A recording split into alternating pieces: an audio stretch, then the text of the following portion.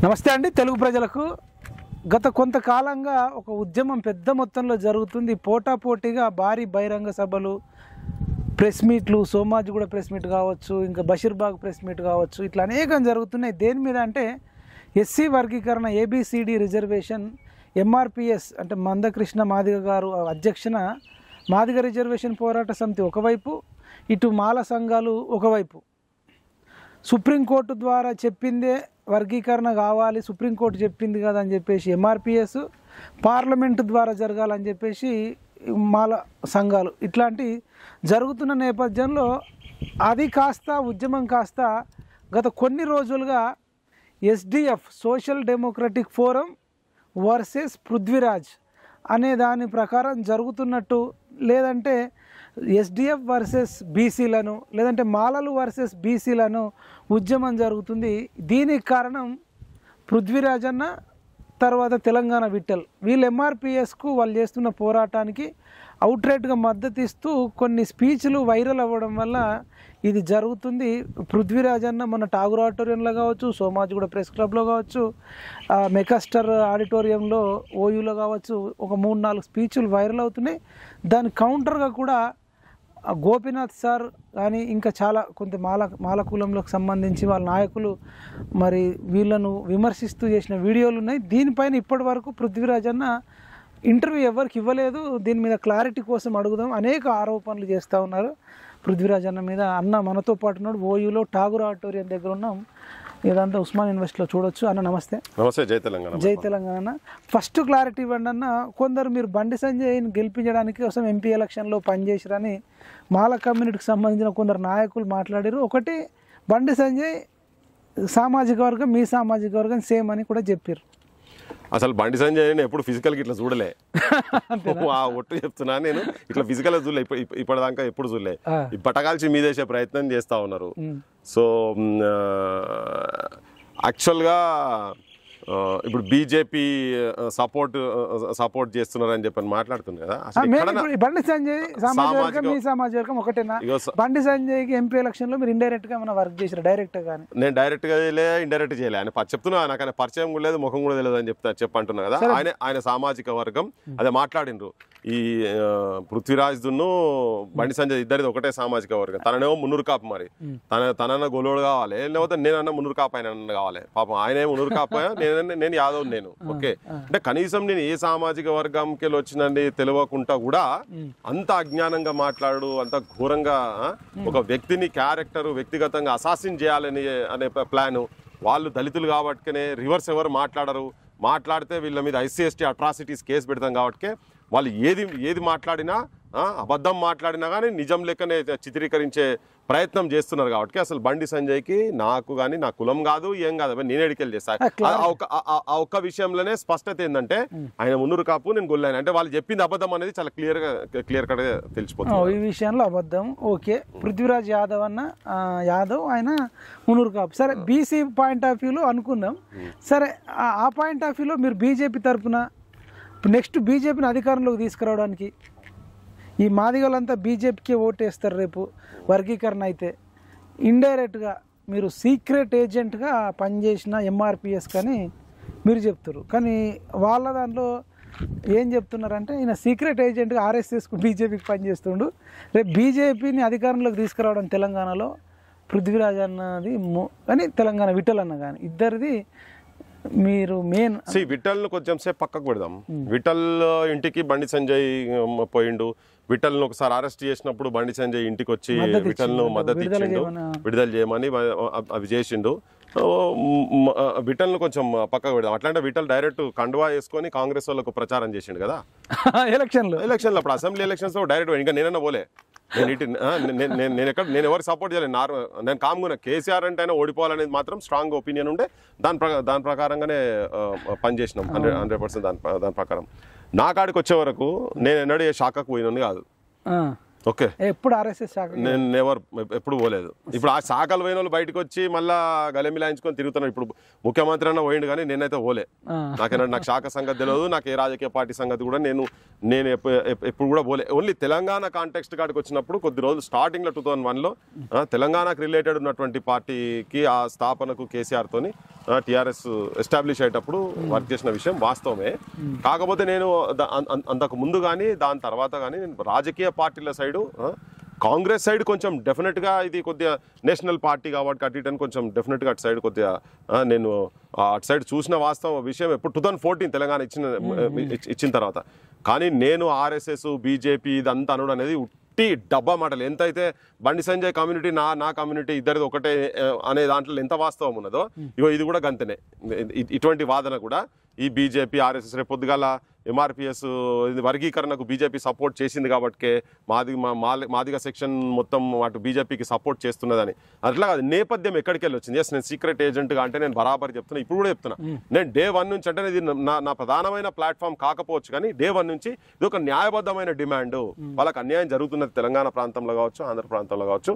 ఎక్కువ శాతం మొత్తము నేను అనేది కాదు కదా, నీకు ఏ కమిషన్ వేసినా కానీ ఏ కమిషన్ 65 వేసిన కమిషన్, లోతూర్ కమిషన్ కావచ్చు, దాని తర్వాత ఉషామైరా కమిషన్, ఏ కమిషన్స్ వచ్చినా కానీ అన్యాయం జరుగుతున్నదని చెప్పని చాలా క్లియర్ కట్ గా చెప్పింది కదా. మనం అనేది కాదు, లాస్ట్ సుప్రీంకోర్టు కూడా చెప్పింది కదా, ఎస్ ఇది న్యాయబద్ధమైన డిమాండ్, రాష్ట్రాలకు మేము అధికారం ఇస్తున్నామండి.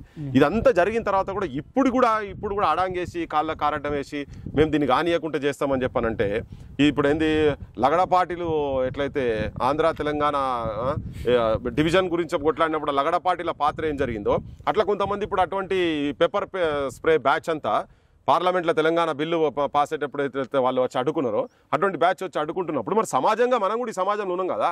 ఎస్, నేను ఎప్పటి నుంచో దానికి 100% ఆ మూమెంట్కు సంఘీభావంగా ఉన్నోన్ని ఇప్పుడు డైరెక్ట్ క్షేత్రస్థాయిలో వచ్చి నేను వర్క్ చేసేందుకు రెడీ ఉన్నా అని చెప్పి చాలా ఓపెన్గా చెప్పింది. ఇది సంఘీభావం గురించి పోయినప్పుడు వాళ్ళు చేసిన దాడి తర్వాత ఎస్ ఇంకా గింతగానం ఇంత పైశాచికం అయితే ఊకెందుకు ఉండాలి? న్యాయబద్ధమైన డిమాండ్ పక్కా, నాకు స్వతంత్రం ఉన్నది, స్వేచ్ఛ ఉన్నది, నేను అనుకునే దాని మీద నేను న్యాయం అనుకునే దాని మీద నేను పోయి వర్క్ చేసేందుకు నేను సిద్ధంగా ఉన్నా. సుప్రీంకోర్టు తీర్పులు అన్ని రాజకీయ పార్టీలు మేనిఫెస్టోలలో వర్గీకరణకు అనుకూలంగా ఉన్నాం మేము చేస్తామని చెప్పారు కదా. మరి చెప్పిన తర్వాత ఇదంతా న్యాయమైన డిమాండే కదా అన్నప్పుడే నేను పోయి ఉన్నా. ఎస్, ఫస్ట్ నుంచి వాళ్ళకి సంబంధించిన ఏ మూమెంట్ అయినా కానీ నాతోనైనా సహాయం నేను ఓపెన్గా రాకపోవచ్చు, ఎందుకంటే నేను తెలంగాణ మూమెంట్లో సీరియస్గా ఉన్నా కాబట్టి నేను దాంట్లో ఉన్నా. ఇవాళ కమ్యూనిటీస్ లాస్ట్కి వచ్చే టైంలలో నోట్ కార్డు బుక్ అని తీసుకోబోతున్నారు, ఇట్లా లోపల పెట్టేదాన్ని కాలుతోంది అంటున్నారు అనే టైంలో మరి సమాజం మొత్తం స్పందించాలి కదా. సమాజం ఎటువైపు? న్యాయం వైపా, ధర్మం వైపా, అధర్మం వైపా? న్యాయం వైపా. వాళ్ళు కూడా ఏమంటారంటే పార్లమెంట్ లో పెట్టమనండి, మేము వద్దనట్లేదు కదా, పార్లమెంట్ ద్వారా జరగాలి కదా ఇట్లాంటి ఇంపార్టెంట్ చట్టాలు అని అంటున్నారు. మరి మొన్నటిదాకా వాళ్ళు కూడా అంతకుముందు జడ్జిమెంట్ వచ్చినప్పుడు ఇదే కరెక్ట్ అన్నారు కదా. అంతకుముందు జడ్జిమెంట్లు వచ్చినప్పుడు మాత్రం ఇదే కరెక్ట్, ఇప్పుడు మాత్రం మళ్ళీ పార్లమెంట్ కొనుగోతున్నారు కదా. ఇప్పుడు పార్లమెంట్ వేరు, మన రాజ్యాంగం వేరు, ఇది వేరు అనేది ఏం కాదు కదా.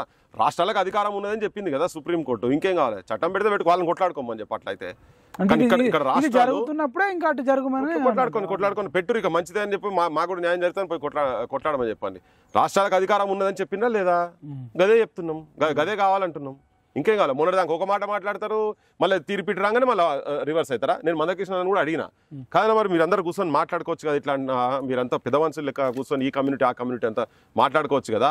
ఇలా వాళ్ళందరూ బీసీలో పోతే మేము అన్నదంలో మా మధ్యలో మీరేంద్రబాయ్ అని చెప్పని మాట్లాడుతున్నారు, ఏమన్నా అట్రాసిటీస్ కేసు పెడతామని ఇవన్నీ మాట్లాడుతున్నారు కదా. మీరు మాట్లాడుకున్నారంటే లేలే, మా మధ్యలో జరిగింది 2 మాల కమ్యూనిటీ అండ్ మాదిగ కమ్యూనిటీస్ పెద్దల మధ్యలో జరిగింది, కోర్టు తీర్పు ఎట్లొస్తే అట్లా దాని ప్రకారంగా పోదాం అనుకున్నాం. ఇలా వాళ్ళు సపోర్ట్ చేస్తలేరు, వెనకకు పోయినరు, వాళ్ళు మాటిచ్చి వెనకకు పోయినరు అనే లెక్కల చెప్తుంది. ఇలా ఒక సిట్టింగ్ ఎంపీ కూడా దాంట్లో ఏమంటారు విట్నెస్గా సంతకం కూడా పెట్టినా ఉన్నారు, వాళ్ళు ఎవరేం మాట్లాడతలేరు అని చెప్తున్నారు. సో ఏ రకంగా ఎట్లా చూసినా ఏం చూసినా ఇలా ఇప్పుడు నేను రాజ్యాంగం కాదు, రాజ్యాంగం నాకు ఇచ్చిన హక్కుతో నేను ఇప్పుడు ఇలా మనం ఇక్కడ ఉండే ఆటోరం కూడా మాట్లాడుతున్నావు బరాబర్. నాకు ఆ స్వేచ్ఛ ఉన్నది, నాకు సపోర్ట్ చేసే స్వేచ్ఛ నాకు ఉన్నది. నువ్వు ఎట్లా సపోర్ట్ చేసావు ఏంద్రాబాయ్ అంటే అంటే వాళ్ళ మెయిన్ అలిగేషన్ ఏంటంటన్నా, మీరు మంచిగా విన్నర్ లేదు, సపోర్ట్ ఇస్తే ఇచ్చుకొని కానీ మాలాలను పట్టుకొని దొబ్బి తిన్నారనో, దోసుక తిన్నారనో, దొంగలను, సామాజిక స్మగ్లర్లను అంటున్నారు.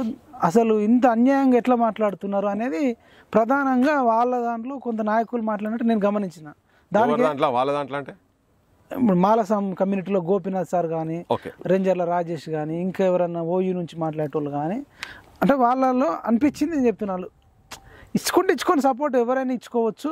కానీ ఈ పదజాలం ఎందుకు వాడుతున్నారు? మేము మాలలు సామాజిక స్మగ్లర్లమా ఏంది ఇది ఇంత అన్యాయంగా మాట్లాడుతున్నారు? ఇక్కడ మైపాల్ ఒకటే క్లియర్గా అయిపోయిందంటే వాళ్ళందరూ చదువుకున్న వాళ్ళే. కొంతమంది కొద్దిగా అవగాహన లోపం ఉంటే కూడా మళ్ళీ ఒకసారి క్రాస్ చెక్ చేసుకోవాలి. సరే ఒకరిద్దరు నువ్వు చెప్పిన పేర్లలో పెద్ద కామెంట్స్ చేసినా నేను వినలే, కానీ గోపీనాథ్ మాత్రం చాలా తీవ్రమైన కామెంట్స్ చేశారు అనేది నాకు ఆయనదే విన్నా, మీతో నేను పెద్ద పట్టించుకోదలుచుకోలేదు.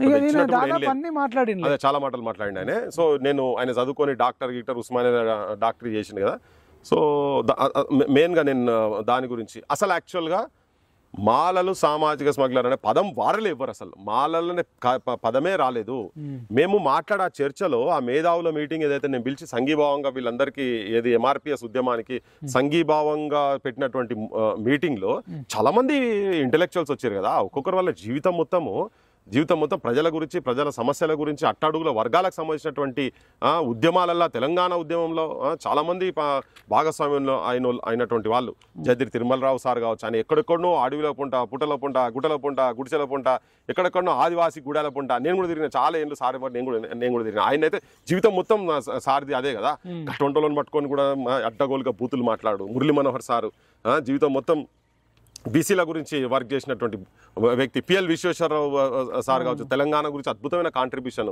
తిరుమలి గారు మొత్తం హిస్టారియన్, అసలు చరిత్ర మొత్తం చెప్పుకుంటూ వచ్చి చిన్న చిన్న వాటిలకి వచ్చి ఈవెన్ మన జస్టిస్ చంద్రకుమార్ గారిని వారిని అందరిని మొత్తం విమలక్క కూడా ఉండే కదా అదే వేదిక మీద అందరిని పట్టుకొని, అంటే ఇటువంటి వాళ్ళు అందరిని ఒక వేదిక మీదకి తీసుకొచ్చి మేము మాట్లాడిపించేవరకే అందరి మీద అడ్డగోలుగా దుమ్మెత్తిపోసారు. ఈవెన్ దాంట్లో బీసీలలో కూడా దాదాపు 70 పైన కులాలకు సంబంధించినటువంటి వాళ్ళు కనీసం వార్డు మెంబర్ కూడా కాలేకపోయినరు. వాళ్ళ వాటా కూడా వాళ్ళకు దక్కాలి, బీసీలలో కూడా ఇంకా జరగాలి. ఇవన్నీ చర్చ చాలా జరిగినాయి. మేము ముస్లిమ్స్ ఇంట్లో బీసీ రిజర్వేషన్ అని చెప్పి పెట్టే క్రమంలో బీసీల నుంచి ఏం తిరుగుబాటు రాలేదే, మేము అకామిడేట్ చేసుకున్నాము. రాండి మీకు పెదరికలు ఉంటే రాండి అని. ఇప్పుడు బీసీలలో కూడా 4-5 కులాల వాళ్ళే ఉన్నారు అనేది చర్చ ఉన్నది. కానీ వెల్కమ్ మొత్తం అంతా ఓపెన్ జరగాలి, ఎవరికి ఎంత వాటాలో అది రావాలన్నా జరగాలి. ఆ క్రమంలో మాట్లాడే క్రమంలో ఎవరెవరైతే ఈ వర్గీకరణ ఈ వర్గీకరణ అయినా కావచ్చు, ఈవెన్ బీసీలలో కూడా కొందమే మేమే కూర్చొని తింటాం అనే వాళ్ళు అందరూ సామాజిక స్మగ్లర్లు లేకపోతే మాఫియా. దాని తర్వాత వాళ్ళు మళ్ళీ గోపీనాథ్ ఇవన్నీ స్టేట్మెంట్ల తర్వాత నేను కూడా ఇంకా కొద్ది ముందుకు పోయి దొంగలు, డకాయిట్లు, డాకులు ఇప్పుడు చెప్పురు ఏమంటారు అని చెప్పినాం. ఒక్క వాళ్ళ గురించి అని కాదు, ఏ సామాజిక వర్గం పేరు తీయలే. అగ్రకులాలో ఉన్నటువంటి వాళ్ళు వ్యతిరేకించినా, బీసీలో వ్యతిరేకించినా, ఎస్సీలలో వ్యతిరేకించినా, ఎస్టీలలో వ్యతిరేకించినా, ఎవరు వ్యతిరేకించినా అది దోపిడీ అవుతుంది అనే ఆలోచన ఉన్నది. కాబట్టి వీళ్ళు ఏం చేశారంటే వీళ్ళు వాళ్ళ వర్గానికి అన్నట్టుగా పెట్టుకొని పెట్టేసేసి నాది విఠల్ బొమ్మ పెట్టి ఒక ఛానల్లో పెట్టిండ్రు. మాలలు సామాజిక స్మగ్లర్లు మాఫియాలన్న పృథ్వీరాజ్ విఠల్ అని చెప్పని డైరెక్ట్ ట్యాగ్ లైన్ పెట్టారు. ఇది అసలు ఏమన్నా చదువుకున్నోళ్ళ వీళ్ళు అసలు అంశం రాలే. ఇక్కడ మేము ఆ కమ్యూనిటీ గురించి మాట్లాడలే. మాకు లేరా ఏంది మాలలో దోస్తులు లేరా, మేము తిరగలేదా? అయినా ఒక సామాజిక వర్గం గురించి ఎందుకు మాట్లాడతాం? వాళ్ళకి అంత అజ్ఞానంగా లేం కదా. మాకేదో అటో ఇటో అంబేద్కర్ ఇచ్చిన స్ఫూర్తి, పూలేలు ఇచ్చిన స్ఫూర్తి, మా కన్న తల్లిదండ్రులు ఇచ్చిన స్ఫూర్తి మాకు కూడా ఉంది కదా. వ్యతిరేకించిన వ్యక్తులను అన్నారని మీరు అంటారు అంతే కదా. ఇప్పటికి కూడా స్టాండ్ అవుతున్నాం. బీసీలలో కూడా ఎవరైనా వ్యతిరేకిస్తుంటే వాళ్ళు కూడా అంతే గాడికి అవుతారు. కులం పేరు పెట్టి ఎక్కడన్నాం మేము? కులం పేరు పెట్టి అది అన్యాయమైన ఆర్గ్యుమెంట్. అది మేము కులం పేరు పెట్టి ఎక్కడ అనలేదు. నేను అందుకే నెక్స్ట్ డే కూడా చెప్పినా, నువ్వు ఎక్కడన్నా కులం పేరు పెట్టి మేము అన్నట్టు కనుక చూపించేది ఉంటే దేనికైతే దానికి. ఇది ఏంటంటే బట్టగాల్చి ఎట్లయితే బండి సంజయ్ ఇది నాది ఒకటే కులం అన్నట్టు ఇప్పుడు ఇది కూడా అంటే అబద్ధాన్ని నిజంగా ప్రచారం చేసేటట్టుగా గొబెల్స్ ప్రచారం లేక ఒక అద్భుతంగా పెట్టేసి వాట్సాప్ గ్రూపులలో వాళ్ళకు ఉన్నటువంటి ప్రచార సాధనాలు అన్నిట్లలో పెట్టేసేసి చెప్తే ఏమవుతుంది? మేము రివర్స్ అయినాం. ఇప్పుడు ఏమంటారు అంటే మాలలో ఉన్నోళ్ళే కొంతమంది వ్యతిరేకిస్తున్నారు, మిగతా ఏ కులం వాళ్ళు వ్యతిరేకిస్తలేరు. వీళ్ళు అన్న మాటలన్నీ ఇప్పుడు మాలా సంబంధించిన వాళ్ళకే వస్తాయి అని ఒకటి మాట్లాడుతారు. దానికి ఏం చెప్తారు మరి? అంటే ఇప్పుడు అమలు చేస్తలేదు కదా, అమలు చేసిన ప్రభుత్వాలను కూడా అనవచ్చు కదా. వాళ్ళని అంటున్నాను ఎందుకు అనుకోవాలి? ప్రభుత్వాలు కూడా ఉన్నాయి కదా, వాళ్ళని అనుకోవచ్చు. ముండి వైఖరి ఉండి ఇంప్లిమెంట్ చేయకుండా ఉన్నట్టు ఉండొచ్చు. అగ్రకులాలలో కూడా ఎవరన్నా అపోజ్ చేసేది ఉంటే చేస్తుండొచ్చు. అది మనకి ఏమేరికా తెలియదు కదా. లోపల ఇంటర్నల్ ఏమున్నదో తెలియదు కదా. ఇలా పార్టీలు అన్ని మేము పెడతాం అంటారు. అందరు శాఖారులే రొయ్యలమ్మ లేడవా అన్నట్టే ఉన్నది కదా ముచ్చట. అంతే కదా. సో ఇప్పుడు మరి ఎవరైనా కావచ్చు, మిమ్మల్ని గుమ్మడికాయ దొంగలంటే మీరెందుకు భుజాలు ఇట్టి అనుకుంటారు? మిమ్మల్ని కాదు కదా, మీ పేరు పెట్టి అనలే కదా. మీరెందుకు పుట్టలకెళ్ళి బయటకు వచ్చినట్టు మీరెందుకు వచ్చి భుజాలు కొడుతున్నారు? ఏదక్కడ కదా. అదే అయితే మాలలలో కూడా విపరీతమైన పేదరికం ఉందని నేను చూసిన. ఇటు మీరు ఆదిలాబాద్, ఆసిఫాబాద్, ఇంద్రావెల్లి సైడ్ వస్తే మహర్ అని ఉంటారు. అసలు వాళ్ళ భూములు వాళ్ళ పేరు మీద ఉండవు. వాళ్ళు ట్రైబ్ ఏజెన్సీ ఏరియా కాబట్టి నాన్ ట్రైబ్స్ కిందకి వస్తారు కదా, మహర్ కానీ ఇంకా మిగతా బీసీలు కానీ, వాళ్ళు ఎస్సీలే, మహర్ కానీ ఇంకా మిగతా ఎస్సీలు కానీ భూమి కొనుక్కోవాలన్నా, ఇల్లు జాగ కొనుక్కోవాలన్నా కొనుక్కోలేరు, పొలం జాగ కొనుక్కోలేరు. తర్వాత వాళ్ళు ఏదైనా పంట పండించినా అమ్మడానికి మార్కెటింగ్ చేసుకోవడానికి కష్టము. రైతు బంధు రాదు, రైతు బీమా రాదు, రైతు రుణమాఫీ కాదు, ఎటువంటి సబ్సిడీ ఉండవు. మరి అది ఇంకెక్కువ దారుణమైన అన్యాయం కదా. దాని మీద ఎవరు మాట్లాడతలేరు అనేది ఒకటి వస్తుంది. ఒకటే మైపాల్ ఇక్కడ క్లియర్ కట్ ఏంటంటే, నేను ఉన్న మాలులందరూ ధనవంతులని ఎక్కడ మాట్లాడలేదు కదా. పెదరికం, కట్టిక పెదరికంలో వాళ్ళు కూడా ఉన్నారు. యాజ్ సచ్ అన్ని కులాలలో కూడా ఉన్నారు. అని మాదిగా కమ్యూనిటీకి రావాల్సినటువంటి వాటా ఫ్రమ్ ఎమంగ్ ఎస్సీస్లో, బీసీస్ ఎట్లయితే ఏబిసిడి చేసేసి కొంతమంది ఆర్థికంగా, సామాజికంగా, రాజకీయంగా ఉన్నటువంటి వాళ్ళను డిఫరెంట్ గ్రూప్స్లలో స్ప్రెడ్ చేసి అయితే వేసిండ్రో ఏబిసిడి లెక్క, అట్లా ఇంట్లో కూడా ఏమని మాదిగాస్లో కూడా, మాదిగాస్ ఇంకా దారుణంగా ఉన్నారు కదా. అట్లాంటి అన్ని కులాలలో ఉన్నారు. పేదరికం వెళ్ళలేదు, రెడ్లలో లేరా, వెల్మలలో లేరా, యాదవులలో లేరా చెప్తున్నారు. ఇంకొక వాదన ఏమొస్తుంటే, మాదిగా మాల కంటే కూడా వీళ్ళ దాంట్లో ఉన్నప్పటికీ మాదిగల కంటే కూడా దక్కలోళ్ళు, సింధోళ్ళు, బుడిగ జంగలోళ్ళు, మహర్సు, నేత కానీ వీళ్ళు ఇంకా అసలు అసలు మరుసుల లెక్క గుర్తింపబడినటువంటి వాళ్ళు బొచ్చడం మంది ఆధార్ కార్డు లేని ఆధార్ కార్డు, రేషన్ కార్డు లేదు. మనిషి ఇప్పుడు పెదపుల్లు ఎన్ని ఉన్నాయంటే గింతి ఉంటది కావచ్చు, కానీ ఈ కులాల వాళ్ళు ఎంత ఉన్నారని సంచార జాతులు ఉన్న వాళ్ళు అందరికి ఉన్నాయా ఎక్కడన్నా? మరి పృథ్వీరాజ్ లాంటి వాళ్ళు అవన్నీ మాట్లాడకుండా ఇదేంటి వీళ్ళే సొంత మాదిగా వాళ్ళ కంటే కూడా తప్పు వినండి. 58 కులాలకు సంబంధించినటువంటి వాళ్ళ దాంట్లో ఒక్క కులం తప్ప మిగతా అందరూ కూడా నీకు 1 మ్యాన్ కమిషన్ దగ్గర పోయి అందరు ఇచ్చారు కదా, అవన్నీ మాట్లాడినాం. అవన్నీ పెడతలేరు బయటికి. అందరూ కూడా మాకు వర్గీకరణ కావాలని చెప్పని పెట్టిండ్రు. అది న్యాయమైన డిమాండ్ కాబట్టి మాట్లాడుతున్నాము. అందరి గురించి మాట్లాడినాం. ఒక వీళ్ళ గురించే వాళ్ళ గురించి అని కాదు కదా. కాకపోతే ఎంఆర్పిఎస్ మాదిగ కమ్యూనిటీ అనేది దాంట్లో లీడర్షిప్ చేస్తున్నది ఫోర్ ఫ్రంట్ లో ఉంటుంది కాబట్టి సహజంగా వాళ్ళ గురించి మాట్లాడాల్సిన అవసరం ఉంటుంది కదా. ఇలా 30 ఏళ్ల నుంచి ఈ పోరాటం ఎవరు చేస్తున్నారంటే ఎంఆర్పిఎస్ అంటే ఏంటిది, ఎవరు అనుకున్నారంటే మందకృష్ణ. సో ఆటోమేటిక్ గా మనం మాట్లాడక తప్పదు. అది సత్యం. అది అంతనే. నువ్వు దాన్ని కాకుండా ఎంఆర్పిఎస్ ఉద్యమాన్ని, మందకృష్ణ నాయకత్వాన్ని సపరేట్ చేసి చూసే సిచ్యువేషన్ లేదు కదా. ఎట్లా చూస్తాం చెప్పండి? చూసే పరిస్థితి లేదు. ఆ మూమెంట్ అండ్ మందకృష్ణ ఇద్దరు ఒకటే. సో అందుకనే ఆ కోణంలో పెట్టి మాట్లాడాలి అంతేగాని ఇప్పుడు ఈ మిగతా రానటువంటి వాళ్ళందరూ కూడా తన నాయకత్వంలో పనిచేసిన వాళ్ళే వాళ్ళకంత శక్తి లేదు కావచ్చు. ఇలా మాదిగ కమ్యూనిటీ తెలంగాణలో సంఖ్యగా చాలా పెద్దగా ఉన్నది అనేది ఉన్నది లెక్కలల్లా. ఓకే, ఉన్నదో లేదో తేల్చని ఎంతుంటే అంతే కదా వాళ్ళకి వచ్చేది. వాళ్ళు కూడా ఏమంటున్నాడు, నా వాటా నాకు రావాలి, నీ వాటా నువ్వు తీసుకో, ఎవరి వాటా వాళ్ళ తీసుకో, నాకు వచ్చే వాటా నువ్వు తీసుకోకు అని చెప్పేది కదా. అయితే విశ్వేశ్వర దీంట్లో ఇంకోటి మాట్లాడేటోళ్ళు అందరు దాంట్లో ఇంకోటి చెప్పేది ఏంటంటే, వీళ్ళు చాలా ఇవన్నీ మాట్లాడుతారు కదా. ఒకటే కుటుంబంలోకి వెళ్ళి అంబేద్కర్ ఏం చెప్పలే కదా, 2 ఎమ్మెల్యేలు 1 ఎంపీ ఉన్నాడు, మొత్తం తరాల నుంచి అదే కుటుంబమా? ఇలా 1,00,000 కోట్ల కుటుంబం ఉన్నది కదా, వెంకటస్వామి, వివేక్ వాళ్ళ ఫ్యామిలీ మొత్తం, వాళ్ళ నాయనల కాడికెళ్ళి వస్తే మొత్తం ఒకటే కుటుంబం. దాని గురించి ఎవరు మాట్లాడితే ఆ సామాజిక వర్గములకు ఇంకోటికి అవకాశం ఎందుకు వస్తలేదని చెప్పని ఉండొచ్చు కదా. ఆ వేదికల మీద మాట్లాడేటోళ్ళు ఇలా మా గురించి మాట్లాడేటోళ్ళు వాళ్ళ దాంట్లోకే ఎవరికైనా అవకాశం వస్తున్నాయి కదా. వాళ్ళు కూడా మంచిగా మాట్లాడగలుగుతారు కదా. మా హౌస్ వాళ్ళని కూడా కౌంటర్ చేసేటట్టుగా మాట్లాడుతారు కదా. దొంగ లెక్కలు చెప్పి అబద్ధాలు చెప్తున్నారు కదా. గవే చేసి వాళ్ళు కూడా నాయకత్వానికి ఇంకెవరైనా రావచ్చు కదా, వాళ్ళు కాకుండా ఇంకెవరైనా రావచ్చు కదా. అదే సామాజిక వర్గంకి వెళ్ళి అంబేద్కర్ కూడా ఏంది, ఒకటే కుటుంబం ఒక దాంట్లో వచ్చిందంటే నెక్స్ట్ జనరేషన్ కు నువ్వు పాస్ ఆన్ చేయాల్సిందే కదా. అది కాకుండా వీళ్ళే తరాల నుంచి తరగని ఆస్తి, రాజకీయ నేపథ్యం అన్ని మొత్తం వాళ్ళే పెట్టుకొని కూర్చుంటారు. ధర్మం అది. గదే చెప్తున్నాం. వాళ్ళు కాదని మాకు కావాలని కొట్లాటోళ్ళకి మేము సహకరిస్తున్నాం, ఉంటాం, వాళ్ళు ఏమంటే ఉంటాం బరాబర్. మరి ఇప్పుడు అట్లంటే మీరు ఏమో పొలిటికల్ ఇష్యూస్ మాట్లాడుతున్నారు, ఎమ్మెల్యే ఎంపీ గురించి. ఇప్పుడు వర్గీకరణ ఉద్యమం ఎమ్మెల్యే ఎంపీ గురించి కాదు కదా అంటున్నారు. ఒక్క ఎమ్మెల్యే ఎంపీ కాదు, రేపు అది వస్తుంది, రేపు నెక్స్ట్ అది కూడా వస్తుంది, అన్ని వస్తాయి. ఇప్పుడు ఒక ఉద్యోగాల సమస్య కాదు, వాళ్ళ వాటా అన్ని వస్తాయి. అది ఒకటే కాదు, బీసీల రాజకీయ రిజర్వేషన్ గురించి కూడా రేపు కొట్లాడతాం. అది మాట్లాడుతూనే ఉన్నాం ఆల్రెడీ, ఆ వాయిస్ ఇస్తూనే ఉన్నాం మేము. వాళ్ళు చూడకుంటే వాళ్ళకి అది దాన్ని పక్కకు పడేసేసి నేను వినాలనుకున్నదే ఇన్నదాన్ని కూడా వక్రీకరించి మాట్లాడతా అనుకుంటే దానికి ఎవడేం చేస్తాడు ఇక. రైట్. మీరున్న సభలు అనుకుంటా విశ్వేశ్వర్ సారు 10% ఉంటారు మాలలు, 90% మాదిగలు ఉంటారు అన్నాడా? వాళ్ళు మరీ 10% ఉంటామా, మమ్మల్ని ఇది ఇంత తక్కువ చూపిస్తున్నారు అనే లైన్లో వాళ్ళు కౌంటర్ వేసారు. నేను విశ్వేశ్వర్ సార్ అన్నది నేను వినలేదు, కానీ కౌంటర్ వేసింది విన్నా. అసలు అన్నాడు ఆ రోజు సభలో? అసలు ఏం జరిగింది నాకు గుర్తుకు లేదు. ఒకవేళ అన్నాడు అనుకుందాం. ఓకే, డేటా అనేది ఉంటది కదా, ఆ ఒక్కదాన్ని బట్టి నువ్వు మొత్తం మీదన్నీ నువ్వు మొత్తం ఇదంతా నీ తోకెంటికలు ఉన్నాయని చెప్పాను కదా, ఒకటే పట్టుకొని తోకెంటికలు ఉన్నాయి కదా, ఎందుకు ఆయన ఓకే లేకపోవచ్చు, అది లేకపోవచ్చు, చాలా డేటా ఉన్నది కదా. అట్లా ఆయన అన్న వాటన్నిటి మీద ఇప్పుడు తను అదే రోజు చెప్పిండు, ఒక ఛాలెంజ్ విసిరిండు ఆయన. రండ్రి నేను ఎక్కడంటే అక్కడ, అంటే ఛాలెంజ్ గలకని మాట్లాడలే కానీ నేను ఏ ప్లాట్ఫామ్ ఇదికైనా కానీ వచ్చి నా డేటా ఏమున్నదో నా దగ్గర ఏమున్నదో నేను చూపిస్తేందుకు నేను రెడీగా ఉన్నా అని చెప్పని ఆయన 15 అంశాలు 20 అంశాలు మాట్లాడి నాకు కూడా రాసిచ్చింది ఇంత పెద్దది 50 ఎంతోమంది ఆఫీసర్లే రాసిచ్చింది నేను కొన్ని 2-3 చదివి ఇక నేను ఇప్పుడు అవన్నీ చదువుడు ఇక టైం కాస్తారని చెప్పని అని ఏ బిజినెస్లు ఎవరి చేతులలో ఉన్నాయి ఎంప్లాయ్మెంట్ ఎవరి చేతులు ఉన్నది పొలిటికల్ పొజిషన్స్ ఎవరి చేతులు ఉన్నాయి ఆ డిస్క్రిమినేషన్ జరుగుతున్నది వీళ్ళ మధ్యలో ఆ డిస్పారిటీస్ అవన్నీ ఉన్నాయి ఆ గ్యాప్ ఉన్నది అని చెప్పని అని చాలా క్లియర్గా చెప్పిండు వచ్చి కూర్చుంటే తేలుతుంది కదా 90% 10% ఉన్నదని వీళ్ళు ఎక్కడైనా లెక్క తీసేసిరా చేయలే కదా అది ఎప్పుడు పాత డేటా ప్రకారంగా డేటా వస్తే ఏదైతుందో అయితే తేలుతుంది కదా దాని పెద్ద అంశం కూడా కాదు కదా ఏమైతుందంటే ఎంఆర్పిఎస్ అనేది సరే వర్గీకరణ అనేది ఈ దేశవ్యాప్త వర్గీకరణ కాస్త ఈ తెలంగాణ వర్గీకరణ మీదనే అవుతుంది ఇప్పుడు మందకృష్ణ మాదిగా భారతదేశం అంతా కావాలంటుండు కదా ఈ తెలంగాణ చుట్టే తిరుగుతుంది ఏ రాష్ట్రంలో జరగట్లేదు ఇప్పుడు చిన్న రాష్ట్రాల మందకృష్ణ మాదిగా అడ్డం పెట్టుకుని తెలంగాణలో బీజేపీ బాగా వేయడానికి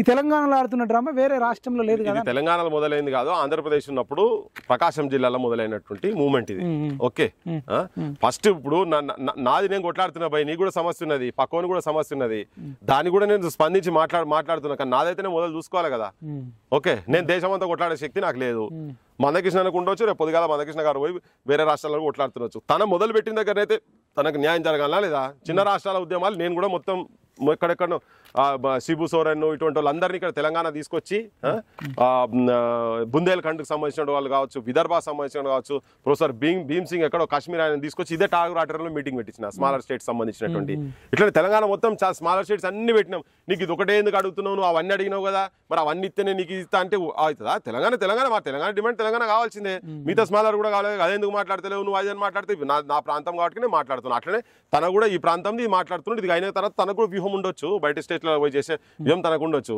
నేను కూడా నా కన్సర్న్ ఏంటంటే నా జనాలకు నా తెలంగాణ జనాలు నా తెలంగాణలో ఉన్నటువంటి అసమానతలు ఉండొద్దు సమానత ఉండాలని చెప్పని కొట్లాడుతున్నాం రైట్ అయితే వాళ్ళు ఒక ప్రెస్ మీట్ పెట్టి రేంజర్ల రాజేష్ వాళ్ళు కానీ కొంచెం మాల కమ్యూనిటీకి సంబంధించిన వాళ్ళు మేము దొబ్బి తిన్నది ఏదైనా ఉంటే చూపించండి మేము ఏదో 30 లక్షల ఎంతో అమౌంట్ రివార్డ్ ఇస్తాం వారం రోజులు 15 రోజులు సమ్ టైం ఇస్తామని చెప్పారట మీరు ఎవ్వరు అక్కడ ఏం నిరూపించలేదట కదా అసలు మాలలు తింటున్నట్టు ఎక్స్ట్రాగా ఇప్పుడు ఏ తింటున్నాము తినకపోతున్నా పక్కకు పెట్టి అవన్నీ పక్కకు పెడతాం కమిషన్ రిపోర్ట్లు ఇచ్చినాయి కోర్టు జడ్జిమెంట్ ఇచ్చిందబ్బా దానిలో పైసలు బాగా ఎక్కువ ఉన్నట్టున్నాయి ఎవరు స్పాన్సర్డ్ ప్రోగ్రామ్ ఉన్నట్టున్నది మాలలు 30 లక్షలు ఉన్నారు తలా రూపాయి చేసిన మరి వీళ్ళు ఎక్కడ కలెక్ట్ చేసారో నాకు తెలియదు ఆ స్టేట్మెంట్ నేను పూర్తిగా వినలే కానీ 30 లక్షలు అయితే ఇస్తామని చెప్పి అదే ఉన్నాయన పాప వివేక్ ఇంకా సపోర్ట్ చేస్తున్నావు తెలియదు నాకు అది కూడా కరెక్ట్ కానీ ఆ స్పాట్ లో ఇంత పెద్ద ఏదో man of the match cricket match లో మ్యాన్ ఆఫ్ ది మ్యాచ్ వచ్చినట్టుగా చెక్ ఇంత పెద్దది పెట్టి ఏదో పెట్టిరు అదంతా కానీ మేము చెప్పడేందుకు బాగా కోర్టులో ఇస్తున్నాయి కదా ఇది న్యాయమైన డిమాండ్ అని కోర్టులు చెప్తున్నాయి దొబ్బి తిన్నారు అది అని చెప్పారు ఉంటారు వాళ్ళతో మాట్లాడుకో నేనైతే దొబ్బి తిన్నారు అదే నేను మాట్లాడతలేను వాళ్ళకి రావాల్సిన హక్కులు మాదిగా సామాజిక వర్గానికి మాకు అన్యాయం జరుగుతుంది కాబట్టినే మాకు వర్గీకరణ అయితేనే మంచిది మేము వాళ్ళతో పక్కకు జరగదలుచుకున్నాం విడిపోయాదం చేయదలుచుకున్నాం అని చెప్పని అంటున్నారు కరెక్ట్ అని చెప్పి మేము దానికి సపోర్ట్ చేస్తున్నాం అవును బీసీలలో ఇప్పుడు ఇంకొకటి ఇంట్లో కూడా చెప్తున్నా ఇంట్లో కూడా ఏంటంటే ఓపెన్ గా మొన్న కూడా ఏది జర్నలిస్టులు పెట్టినటువంటి కపర్ ప్రసాద్ వీళ్ళు పెట్టినటువంటి మీటింగ్ లో అది ఓపెన్ గా చెప్పిన మీ దగ్గర నుంచి ఎవరెవరు ఉన్నారో చెప్పండి మీ దగ్గర నుంచి ఏ మేధావులు చెప్పండి ఇక్కడ నుంచి కూడా మా దగ్గర నుంచి వచ్చేటోళ్ళు కూడా రెడీగా ఉన్నారు మేము కూడా ఉన్నాం దీంట్లో వస్తే ఎక్కడ కూర్చొని మాట్లాడాలనో అక్కడ కూర్చొని మాట్లాడుతున్నాం అంటే ఆయన ఓపెన్ గా స్టేట్మెంట్ కూడా ఇచ్చిండి ఏంటంటే నేను రెడీగా ఉన్నా దీన్ని సమన్వయం చేసేందుకు మీరు కూర్చుంటా అంటే మీరు రెడీగా మా తరఫు నుంచి అయితే రెడీ అని చెప్పినాం పిఎల్ విశ్వేశ్వరరావుతో కూడా నేను మాట్లాడిన సార్ మరి మీరు ఇవన్నీ మాట్లాడేట అంటే నేను ఎక్కడికంటే అక్కడికి వచ్చి కూర్చొని మాట్లాడేందుకు నేను రెడీగా ఉన్నా అని చెప్పని చెప్పిండి ఇక్కడ నుంచి అయితే మేము ఇక్కడ నుంచి ఈ తరఫు నుంచి ఈ ఆర్గ్యుమెంట్ తరఫు నుంచి మాట్లాడేందుకు అయితే సిద్ధం ఇవన్నీ పక్కకు పెడితే అన్ని రాజకీయ పార్టీలు కోర్టు జడ్జిమెంట్లు అన్ని సమర్థించుకుంటే ఇచ్చిన తర్వాత ఈ స్పెషల్ గా వీళ్ళల్లో లేని భయ నాకు అర్థమైతే లేదు అయితే ఇంకోటి కూడా అంటారు అన్న మిమ్మల్ని మీరేమో వాళ్ళను లేదని మీరు అంటారు ఈయనేంది వాళ్ళ లెక్కనే డప్పు కట్టుకొని గణపరకు పోయి కొడతాడు ఇంకో దగ్గరకు పోతాడు జమ్మికుంట పోతాడు రాష్ట్రం అంతా తిరుగుతాడు అసలు బీసీలలో సమస్యలు లేవా అసలు నువ్వు బీసీవి నీకెందుకు మా మాదిగమాల పంచాయతీలోకి వస్తున్నావు పృథ్వీరాజ్ అనే లైన్లో కూడా మాట్లాడిన వాళ్ళు ఉన్నారు దానికి నేను చాలా ఉదాహరణలు చెప్పుకుంటూ వచ్చిన నా కుటుంబ నేపథ్యం చెప్పుకుంటూ వచ్చిన నాది చెప్పుకుంటూ వచ్చిన నేను ఇయ్యాల కొత్తగా డప్పు కొడతలేను నా ఇంట్లో డోలు ఉండదు నేను డోళ్ళకెళ్ళి వచ్చిన కులం కానీ నా ఇంట్లో డోలు ఉండదు కానీ డప్పు ఉంటుంది ఇయ్యాల కాదు తెలంగాణ మూవ్మెంట్ స్టార్ట్ అయినప్పటి నుంచి నా ఇంట్లో అసలు సాహిత్యం మొత్తం తయారైంది అందుకే ఆర్ట్స్ కాలేజీలో చెప్పినాను వీరులారా వందనం విద్యార్థి అమరులారా వందనం మా త్యాగధనులారా మర్చిపోము మిమ్ము అనే పాట తెలంగాణలో ప్రతి ఒక్కరి నోట్ల నానిన పాట అది అది పుట్టింది మా ఇంట్లో పుట్టిందని చెప్పిన. రాసిన వాళ్ళు ఎవరు? దరువులన్న మా ఇంట్లో కూర్చొని రాసింది. అదే దరువులన్న అరెస్ట్ చేసింది కూడా మా ఇంట్లో ఎక్కడ తీసుకపోయి అరెస్ట్ చేసిండ్రు. సో మా ఇంట్లో కచేరీలు జరిగేది. వరంగల్ రవి కావచ్చు, రాము కావచ్చు, నువ్వు నేమే సింగర్ దరువు అంజన్న కావచ్చు, వీళ్ళందరూ మా ఇంట్లో కూర్చొని రోజు కచేరీలు జరిగేది. అందులో మా ఇక్కడ చదివినటువంటి మిత్రులు కూడా వచ్చేది. ఇప్పుడు మాట్లాడుతున్న కొంతమంది కూడా దుర్గం భాస్కర్ వీళ్ళు ఆ సామాజిక వర్గాలకు సంబంధించిన మందాల కావచ్చు, కుమారస్వామి కావచ్చు, ప్రొఫెసర్ ఉన్నాడు తన, అందరూ మన ఇంట్లో కూర్చొని చేసిన వాళ్ళమే. అందరు క్యాంపస్ అందరూ కలిసి తిరిగిన వాళ్ళే కదా మేమంతా. సో డప్పియాలని కొత్త కొడతలేనబ్బా. తెలంగాణ సమాజం గురించి, సమాజాన్ని మేల్కొల్పేటువంటి అవసరం ఎప్పుడైతే అనిపించిందో అప్పుడు మేము ఉన్నాం కదా. కొత్త కొడతలేరు కానీ ఇప్పుడు బీసీల సమస్యలు చాలా ఉన్నాయి. మా రజకులకు ఉన్నాయి, నాయి బ్రాహ్మణులు, వడ్డెరలు, సంచార జాతులు, ఎంబీసీలు, కుమ్మరి వీళ్ళకి ఇన్ని బాధలు ఉండగా డప్పు పట్టుకుని రోజు మాదిగమాల. వాళ్ళకి అర్థం కాదు ఏంటంటే, అదే నేను మళ్ళీ రిపీట్ చేస్తున్నా, ఎంబీసీల మీటింగ్ లో కూడా పోయి మాట్లాడుతున్నాం కదా. అది వాళ్ళు చూడలే కదా. చూడరు. ఒకవేళ చూసినా కానీ ఏంటంటే కళ్ళకు గంతలు కట్టుకొని ఉంటే ఇక ఏం చేయాలి? గంతలు కట్టుకొని నా కళ్ళు కనబడతలేవు అంటే రెప్పలు తీయాలి. గంతలు తీసి కనబడుతుంది. ఒకవేళ అన్ని చూసినాక కూడా నువ్వు నటిస్తే నేను ఏం చేయాలి చెప్పు? నటించడం ఏం చేయలేం కదా. నిద్ర నటించడం ఏం చేయలేం. నిద్రపోయటం ఏమైనా లేపగలుగుతాం. నటిస్తూ ఎట్లా లేపుతాను? ఇప్పుడు వాళ్ళు ఆ నటన చేస్తున్నా అనిపిస్తుంది.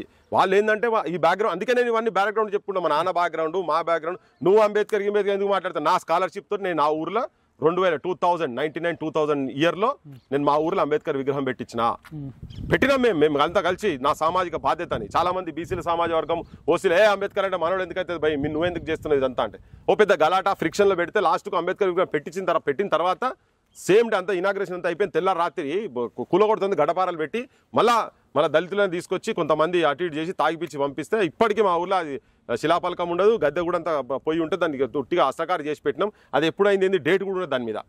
మాకు కూడా ఉన్నదబ్బా, సామాజిక బాధ్యత ఉన్నది.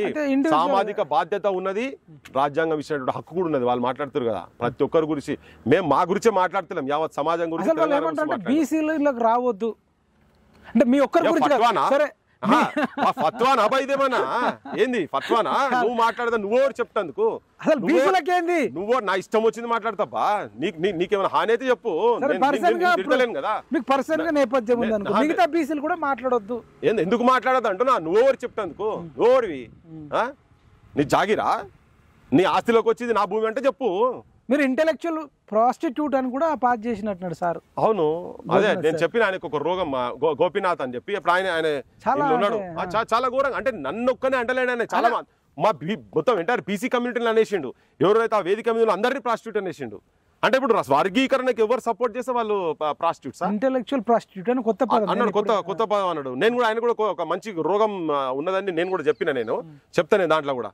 ఇప్పుడు నీకు బీజేపీ పార్టీ సపోర్ట్ చేస్తున్నది, మేనిఫెస్టోలో పెట్టిరు. నువ్వు కాంగ్రెస్ సపోర్ట్ చేసి కాంగ్రెస్ మేనిఫెస్టోలో పెట్టింది అబ్బా. మాట్లాడదు వీళ్ళందరూ చాలా మంది కాంగ్రెస్ సపోర్ట్ చేస్తూ ఉన్నారు కదా. ఇలా నేను చెప్తున్నా అంటే ఇప్పుడు అది పెట్టింది. నేను అదే రోజు చెప్పిన, అయ్యా నువ్వు మేనిఫెస్టోలో పెట్టినావు వర్గీకరణ కావాలని అన్నావు. అంటే నువ్వు కాంగ్రెస్ పార్టీ సపోర్ట్ చేస్తున్నటువంటి నువ్వు కాంగ్రెస్ పార్టీ హెడ్ మల్లికార్జున్ ఖార్గే కూడా ఇంటెలెక్చువల్ ప్రాస్టిట్యూటా?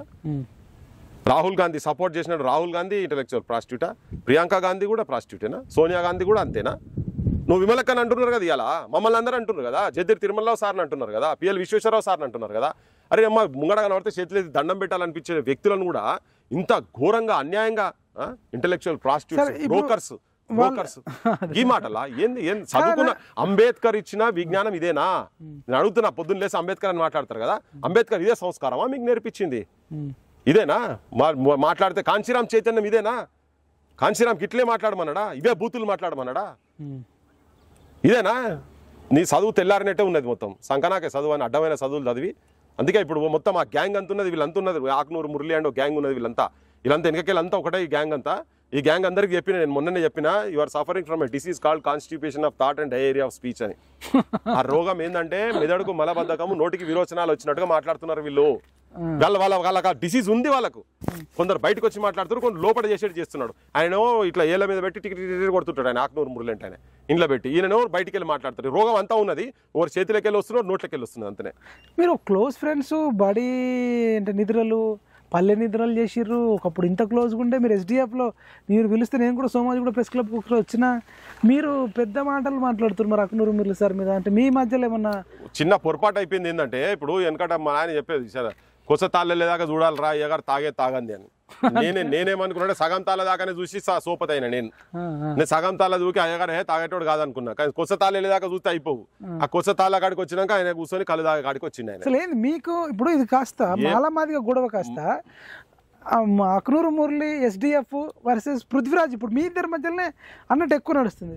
ఆయనతో నాకు వ్యక్తిగత పంచాయతీ లేదు, ఆయనతో అయ్యేది లేదు, ఆయనతో నేను కాదు కూడా, అది పక్కకు పెట్టేసి నేను ఆయన వ్యక్తిగతంగా దూషించదలుచుకోలే కూడా నేను. కానీ తీసేసి ఎప్పుడైతే నేను వర్గీకరణకు సమర్థించుకుంటా నేను మొట్టమొదటి మీటింగ్ నేను విమలక్క పోయినామో ఆ కళాకారులు కొంతమంది బీసీ కళాకారులు అందరినీ పిలిచిన క్రమంలో నన్ను విమలక్కను ఇన్వైట్ చేస్తే నేను పోయి కూర్చుంటే అదే రోజు సేమ్ నేను ఇంటికి వచ్చే లోపల మెసేజ్ ఉన్నది ఆకునూరు మురళి దగ్గర నుంచి, పృథ్వీ ఇక నువ్వే చదువు, నువ్వు చదువుతా అంటే చూపిస్తా.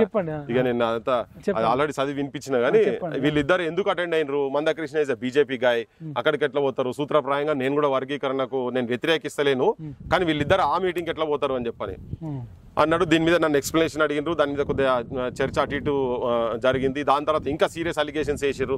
మందకృష్ణ పెద్ద అంటే వసూళ్లు చేసిండు మొత్తం డాక్టర్ల దగ్గర, ఇంజనీర్ల దగ్గర, అసలు MRPS అంటే దళితులు అనేటోళ్ళు తలెత్తుకోలేకుండా చేసిరు. ఇవన్నీ చాలా పెద్ద పెద్ద మాటలు పెట్టి క్యాస్టిస్ట్ అది అని చెప్పని పెట్టిండ్రు మొత్తం. నేనన్నా క్యాస్టిస్ట్ అంటే నువ్వు క్యాస్టిస్ట్ కదా, నువ్వు పోలేదా మాల సంఘం మీటింగ్లో, నువ్వు పోలేదా? ఆకునూరు మురళి బొచ్చాడు మాల సంఘం మీటింగ్ మీద. ఈయన చూపించేది బయట ఒక తిరిగి ఉంటుంది, లోపల ఒక తిరిగి ఉంటుంది. ఈయన పోయి నేను ఎవరన్నా బోకేలు గీకలు నేను ఇవన్నిటికీ చాలా దూరం, నేను బోకే బ్యాచ్ కాదని మాట్లాడతాడు. ఈయన పోయి సెక్రటేరియట్ లాడ పోయి ప్రతి ఒక్కటి ఈయనకి పోస్ట్ రాగానే, కమిషన్ పోస్ట్ రాగానే సెక్రటేరియట్ లో మొత్తం ప్రతి ఒక్కొక్క మంత్రి దగ్గర పోయి బోకే ఇచ్చి ఫోటో దిగిండు. ఆఖరికి ఈయన పోయి ఇవన్నీ ఈయన అంటాడు మంది గురించి మాట్లాడేటప్పుడు ఇట్లా మాట్లాడతాడు. ఆయన చేసేది మొత్తం అవే, చెప్పేది శ్రీరంగ నీతులు, దూరేది ఉంటుంది కదా, గట్లుంటుంది అన్నట్టు ఈయన ముచ్చట.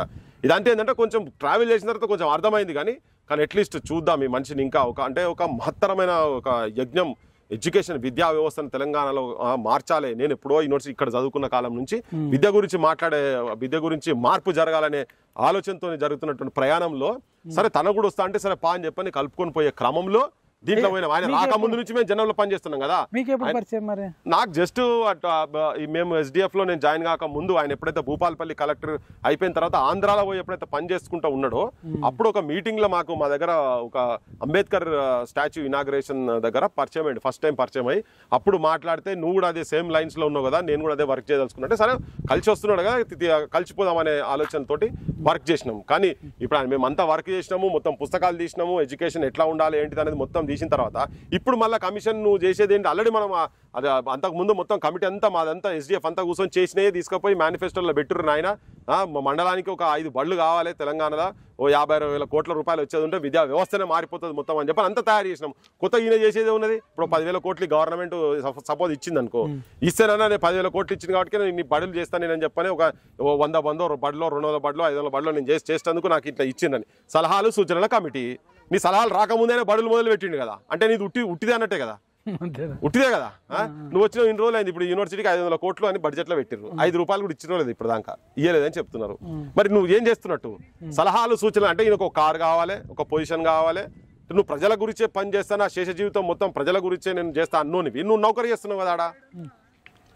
సో ఆ నౌకరీ ఇంకోటి మేము సమస్యల గురించి మాట్లాడే క్రమంలో ఎప్పుడైతే మాకు ఈ వర్గీకరణ అనే అంశం ఎప్పుడైతే వచ్చిందో అది వాళ్ళకి ఇష్టం లేని అంశం, దాని గురించి నేను మాట్లాడొద్దని చెప్పని నన్ను బేడీలేయాలని చెప్పి అంటకు ముందే నేను ఎప్పుడైతే ప్రజల ఇష్యూస్ అట్లే కంటిన్యూ చేసుకుంటూ మాట్లాడుకుంటూ వస్తున్నానో అక్కడనే నన్ను ఆపాలనే ప్రయత్నం చేసి నువ్వు ఇప్పుడే ఎందుకు మాట్లాడుతున్నావు గవర్నమెంట్ మీద, ఇప్పుడే నువ్వు గురుకులాల చచ్చిపోయిన వాళ్ళ గురించి ఇప్పుడే ఎందుకు మాట్లాడుతున్నావు, ల్యాండ్ ఆర్డర్ ఇష్యూస్ అయితే ఇప్పుడే ఎందుకు మాట్లాడుతున్నావు, అన్ఎంప్లాయ్మెంట్ గురించి ఇవన్నీ టిపికల్గా మాట్లాడి స్టార్ట్ చేయాలి. ఇది మంచిగా ఉన్నది ఎందుకు మాట్లాడదు నేను నాకు మొదటి నుంచి అదే ఉంది అదే మాట్లాడతా. ఒకవేళ ఏదైనా పొజిషన్ ఉన్నా కానీ గది మాట్లాడాల్సిన అంశాలు మాట్లాడాలి కదా. వీళ్ళు అన్ని మలుచుకొని కూర్చొని సంజరం పెట్టినట్టుగా వీళ్ళు ఇళ్ళలో మలుచుకొని పంటే అధికారం నాకు వచ్చింది కదా, నాకు ఒకటి పోస్ట్ వచ్చింది, టెలిఫోన్లలో మాట్లాడుకొని నేనేమో నా సంబరంలో నేను ఎంజాయ్ చేసుకుంటూ కూర్చోాలనుకునే రకం కాదు కదా. ఇప్పటి నుంచో ఉన్నాము, నువ్వు నౌకరు చేసుకుంటే మాకు నౌకర్లు వద్దనుకొని తెలంగాణ సర్వం అనుకొని తిరుగుకుంటూ కూర్చున్నాం మేము, నువ్వెవరు మమ్మల్ని ఆపేటందుకు. సో ఇటువంటి అన్ని పెట్టుకొని వర్గీకరణ అంశం వచ్చిన తర్వాత ఇక అది భరించలేకపోయిన వాళ్ళు భరించలేక లోపల కుట్ర ఏంటంటే దీనికి పోవద్దు బహిరంగంగా అనుకొని దాన్ని నెపంగా పెట్టేసేసి దాన్ని సరే తీసేసారు. పెద్ద ఇష్యూ కాదు, నాకు తెలుసు వాళ్ళు తీసేస్తారని తెలుసు నేను కూడా వెయిట్ చేస్తున్నాను. వర్గీకరణకు మద్దతు ఇచ్చిన ప్రతి ఒక్కరిని తీసేసిన అంతకు ముందు మందకృష్ణ నువ్వు వాడు అని మాట్లాడే సంభాషణ జరిగినప్పుడు చర్చ జరిగింది, మా ఇంటర్నల్ టీంలో జరిగింది. అట్లా మాట్లాడద్దు, మీరు అట్లా వ్యక్తిగత దూషణలకు రావద్దు, అండ్ ఏమైనా ఎవరికి నచ్చకపోయినా మురళి సార్ అన్నాడా?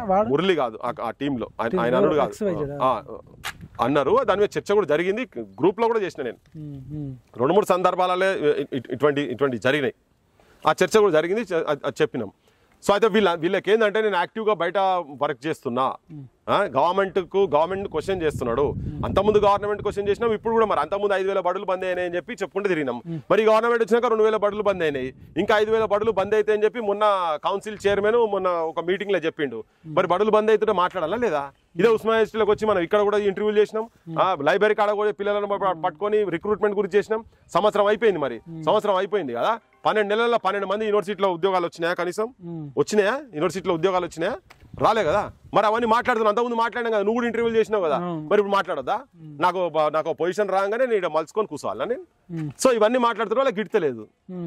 నువ్వు ప్రభుత్వం వ్యతిరేకం కాదా, ప్రజా సమస్యల గురించి మాట్లాడుతున్నాము, ప్రజా సమస్యల గురించి మాట్లాడుతున్నాము. అయితే మరి పృథ్వీ అన్నకు విఠలన్నకు కూడా కాంగ్రెస్ పార్టీలో ఏదైనా ఎమ్మెల్సీయో ఏదైనా మంచి పోస్ట్ మంత్రియో ఇంకేదన్నా కార్పొరేషన్లో ఏదైనా చైర్మన్ ఇచ్చుంటే ఈ రేంజ్లో రెచ్చిపెట్టేళ్ళ ప్రభుత్వం మీద కానీ ఇంకా ఇవన్నీ విషయాల మీద కానీ వర్గీకరణ విషయంలో కానీ అనేది ఒక్కొక్క సైడ్ నుంచి వినబడుతుంది. మీరు దానికి ఏం సమాధానం చెప్తారు?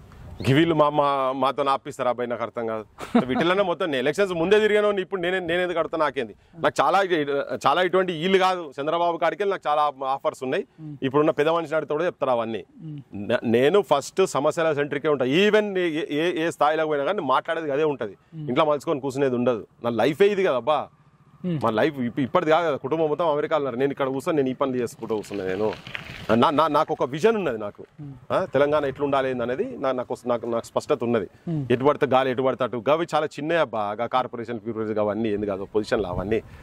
కాబట్టి వాటిని నువ్వు ఇప్పుడు అట్లా అంటే భీకరమైన తెలంగాణ మూవ్మెంట్ జరిగేటప్పుడే చాలా ఆపర్చునిటీస్ వచ్చినాయి కదా. అప్పుడు కూడా పోలే ఇంత కేసీఆర్ ను వ్యతిరేకిస్తున్నప్పుడు కూడా నీకు రాజకీయ భవిష్యత్తు ఇస్తాము, నేను ఇది చేస్తాం అది చేస్తాం అన్న వాళ్ళు బొచ్చడు మంది ఉన్నారు. కాంగ్రెస్ పార్టీ నుంచి వచ్చినాయి, మాకు బీజేపీ నుంచి వచ్చినాయి, అన్ని వచ్చినాయి. కానీ ఎందుకు పోలే? కేసీఆర్ ను వ్యతిరేకించవచ్చు, కానీ తెలంగాణ వ్యతిరేక శక్తులతో మీ చేతులు కలిపడం కాదు కదా. అది ఇంటి పంచాయతీ అనుకున్నాం, ఈయనతో బరాబర్ కొట్లాడతాం, కేసీఆర్ తో బరాబర్ కొట్లాడతాం. కానీ కేసీఆర్ తో కొట్లాడుతున్నదని చెప్పని ఇద్దరు శత్రువుని అయితే దగ్గర తీయలేం కదా. అది మా పందా, అది చేసినాం. ఇప్పుడు కూడా అంతనే చేయమని చెప్పు. ఇప్పుడు అని రిక్రూట్మెంట్ చేయమని, యూనివర్సిటీలో రిక్రూట్మెంట్ చేయమని, విద్యా వ్యవస్థ మంచిగా చేయమని, అన్ఎంప్లాయ్మెంట్ ఏదవుతుందో అది ప్రాపర్ గా చేయమని చెప్పు. సుఖశాంతులతో తెలంగాణ సుభిక్షమై ఉండాలి, స్వరాష్ట్రమై తెలంగాణ స్వర్ణ యుగం కావాలన్నాం. స్వర్ణ యుగం చేయండి, ఎవరు చేస్తారో వాళ్ళ దగ్గర డెఫినెట్ గా దండం పెడతాం. చేయరా దమ్మునదే చెప్పండి. అవినీతితో కూడుకుపోయిన దాన్ని నా తెలంగాణ మొత్తం విచ్ఛిన్నం అయిపోయింది. తెంచిర్రబ్బా. 1 year బ్యాక్ గవర్నమెంట్ వచ్చిన కొత్తలో మీకు ఏదైనా పోస్ట్ ఇచ్చినా మీరు రిజైన్ చేసి వచ్చేటోళ్ళ ఇట్లుంటే 200% ఫస్ట్ యాక్సెప్ట్ చేయాలి కదా. నువ్వు ఫస్ట్ విద్యా వ్యవస్థను యాక్సెప్ట్ చేయలేదు కనుక నువ్వు యాక్సెప్ట్ చేయొద్దని మా ఇంటర్నల్ మీటింగ్ లో చెప్పినా మీనకు కూడా. నువ్వు మేనిఫెస్టోలో పెట్టలే కదా, పెట్టినప్పుడు మనం పోయి ఏం చేస్తాం అందులకు? చేస్తారా చెప్పమని చెప్పండి, 6 నెలలు చేస్తారా, సంవత్సరాలు చేస్తారా చెప్పండి. ఇప్పటికి కూడా టాయిలెట్ లేవని కొట్లాడుతున్నాం కదా, ఇప్పటికి కూడా మరి కొట్లాట జరుగుతూనే ఉన్నాయి కదా. ఇప్పటికి ఎన్కౌంటర్లు అయితేనే ఉన్నాయి కదా తెలంగాణలో. అవన్నీ లేని ఎన్కౌంటర్ లేని తెలంగాణ అనుకున్నాం కదా, మరి ఇంకా వీళ్ళు వచ్చినా కూడా చంపుతారు కదా ఇంకా. అవును, ఎస్డిఎఫ్ కాంగ్రెస్ కు అనుబంధంగా పనిచేస్తుందా, ప్రజలకు అనుబంధంగా? ఇప్పుడు క్లియర్ కట్ గా అది కాంగ్రెస్ కు అనుబంధంగా పనిచేస్తుంది, అంతకుముందు పనిచేసింది, ఇప్పుడు కూడా పనిచేసింది అని అనుకోవాలి ఇక క్లియర్ గా, చాలా క్లారిటీ తోటి. మురళీ మనోహర్ సార్ కూడా ఇంట్లో పనిచేసిండని తెలుసు అడ్వైజర్ గా. ఇప్పుడు ఎక్కడున్నాడు? ఇప్పుడు ఎస్డిఎఫ్ లో ఉన్నాడా? మరి ఇప్పుడు ఆయన కూడా కాంగ్రెస్ సపోర్ట్ చేసినట్ట? యాంటీ తెలంగాణ వాయిసెస్ లో నిజంగా పీపుల్ సెంట్రిక్ అప్రోచ్ తో పనిచేయాలనే ఆలోచన మాత్రం పోయింది. తర్వాత ఇప్పుడు ఏంటంటే ఇప్పుడు ఆల్రెడీ ఒక గవర్నమెంట్ పొజిషన్ లో ఉన్నాడు. గవర్నమెంట్ పొజిషన్ లో ఉన్నటువంటి ఎక్సెప్ట్ ప్రొఫెసర్స్ కి ఇటువంటి వాళ్ళకి అన్ని స్వేచ్ఛ ఉంటది కాబట్టి వాళ్ళు ఉండొచ్చు అన్నది. ప్రొఫెసర్ చాలా మంది ఉన్నారు దాంట్లో కూడా, సుజాత గారు కావచ్చు, ఇక్కడ రాజు నాయక్ కావచ్చు, నీట్ ప్రొఫెసర్ రామా గారు కావచ్చు, ఇట్లా జానయ్య సార్ కూడా ఉండే కదా. జానయ్య సార్ కూడా ఉండే, కొంతకాలం ఉండే.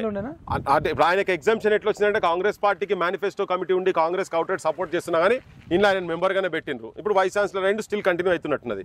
ఆగ్నూరు మురళి ఆడే కమిషన్ ఇచ్చిండ్రు, ఇండిపెండెంట్ ఉండాలి కదా. కానీ ఆయన కానీ ఇంట్లో ఇప్పుడు ఇంకా స్టిల్ ఉంటాడు, ఆయన ఇలా ఎస్డిఎఫ్ లో ఉంటాడు. ఇప్పుడు ప్రజల గురించి మనం పనిచేస్తూనేమో ఇళ్ళకి బయటకు వెళ్ళగొడతారు. ఇగో ఇది కథ ఆడ నడుస్తున్న తతంగం.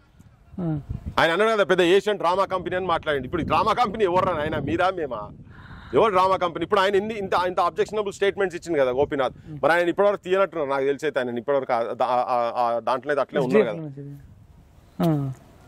అందులో ఏం లేబా అన్డెమోక్రటిక్ అన్సోషల్ అది ఇంత ముందు ఇప్పుడు నేను చెప్పిన ఇప్పుడు మురళీ మనోహర్ సార్ గురించి కూడా చెప్పారు కదా ఆ వేదిక మీద మురళీ మనోహర్ సార్ కూడా ఉండే మరి మురళీ మనోహర్ సార్ అడ్వైజర్ అన్నారు అడ్వైజర్ తీసేసి రోజు నాకు తెలియదు ఇప్పుడు ఆ మురళీ మనోహర్ సార్ కూడా వీళ్ళు అన్నట్టే కదా అందరిని అన్నట్టు అందరు ఏం రా మేధావులు మీరు రాదిరా ఇదిరా అన్నట్టుగానే పిలిచిండు ఏదో ఊర్లలో పెళ్లిలో కూడా బామ్మర్దిని ఈ చేయి అరే ఈ చేరు అటైరా ఆ చేరు ఇటైరా అన్నట్టు బామ్మర్దులను పిలిచినట్టు పిలుస్తున్నారు వాళ్ళు మాట్లాడు అంటే అంబేద్కర్ ఇచ్చినటువంటి విజ్ఞానము వాళ్ళంత గొప్పగా వాడుతున్నారు వాళ్ళు పొద్దున్న లేసే మళ్ళీ మాట్లాడతారు ఓ పెద్ద సంఘ సంస్కర్తల కాడికెళ్ళి పుట్టినాం మేము వాళ్ళ జేబులో మనుషులం మేము వాళ్ళ ఇంట్లో మనుషులము వాళ్ళ అన్ని మేము ఇమిడించుకొని ఉన్నాం అనే లెక్కలో వాళ్ళు మాట్లాడుతుంటారు కానీ మాట్లాడే పచ్చి బూతులు అబద్ధాలు అంటే ఇప్పుడు మీరు వాళ్ళేమో బీజేపీ దేశానికి ప్రమాదము మనువాద పార్టీ ఆ పార్టీకి మందకృష్ణ పృథ్వన్న విఠలన్న సపోర్ట్ చేస్తుర్రు వీళ్ళు ప్రమాదం అని వాళ్ళు అంటారు వాళ్ళు ప్రమాదం అని మీరు అంటారు మరి ప్రజలు మిమ్మల్ని నమ్మన్నా వాళ్ళని నమ్మన్నా ప్రజలు బ్యాక్గ్రౌండ్ చూసుకొని నమ్మాలి ఎవరు నమ్మినా కానీ పృథ్వీరాజ్ ఏం చెప్పినా వాళ్ళు ఏం చెప్పినా బ్యాక్గ్రౌండ్ చూసుకొని నమ్మాలి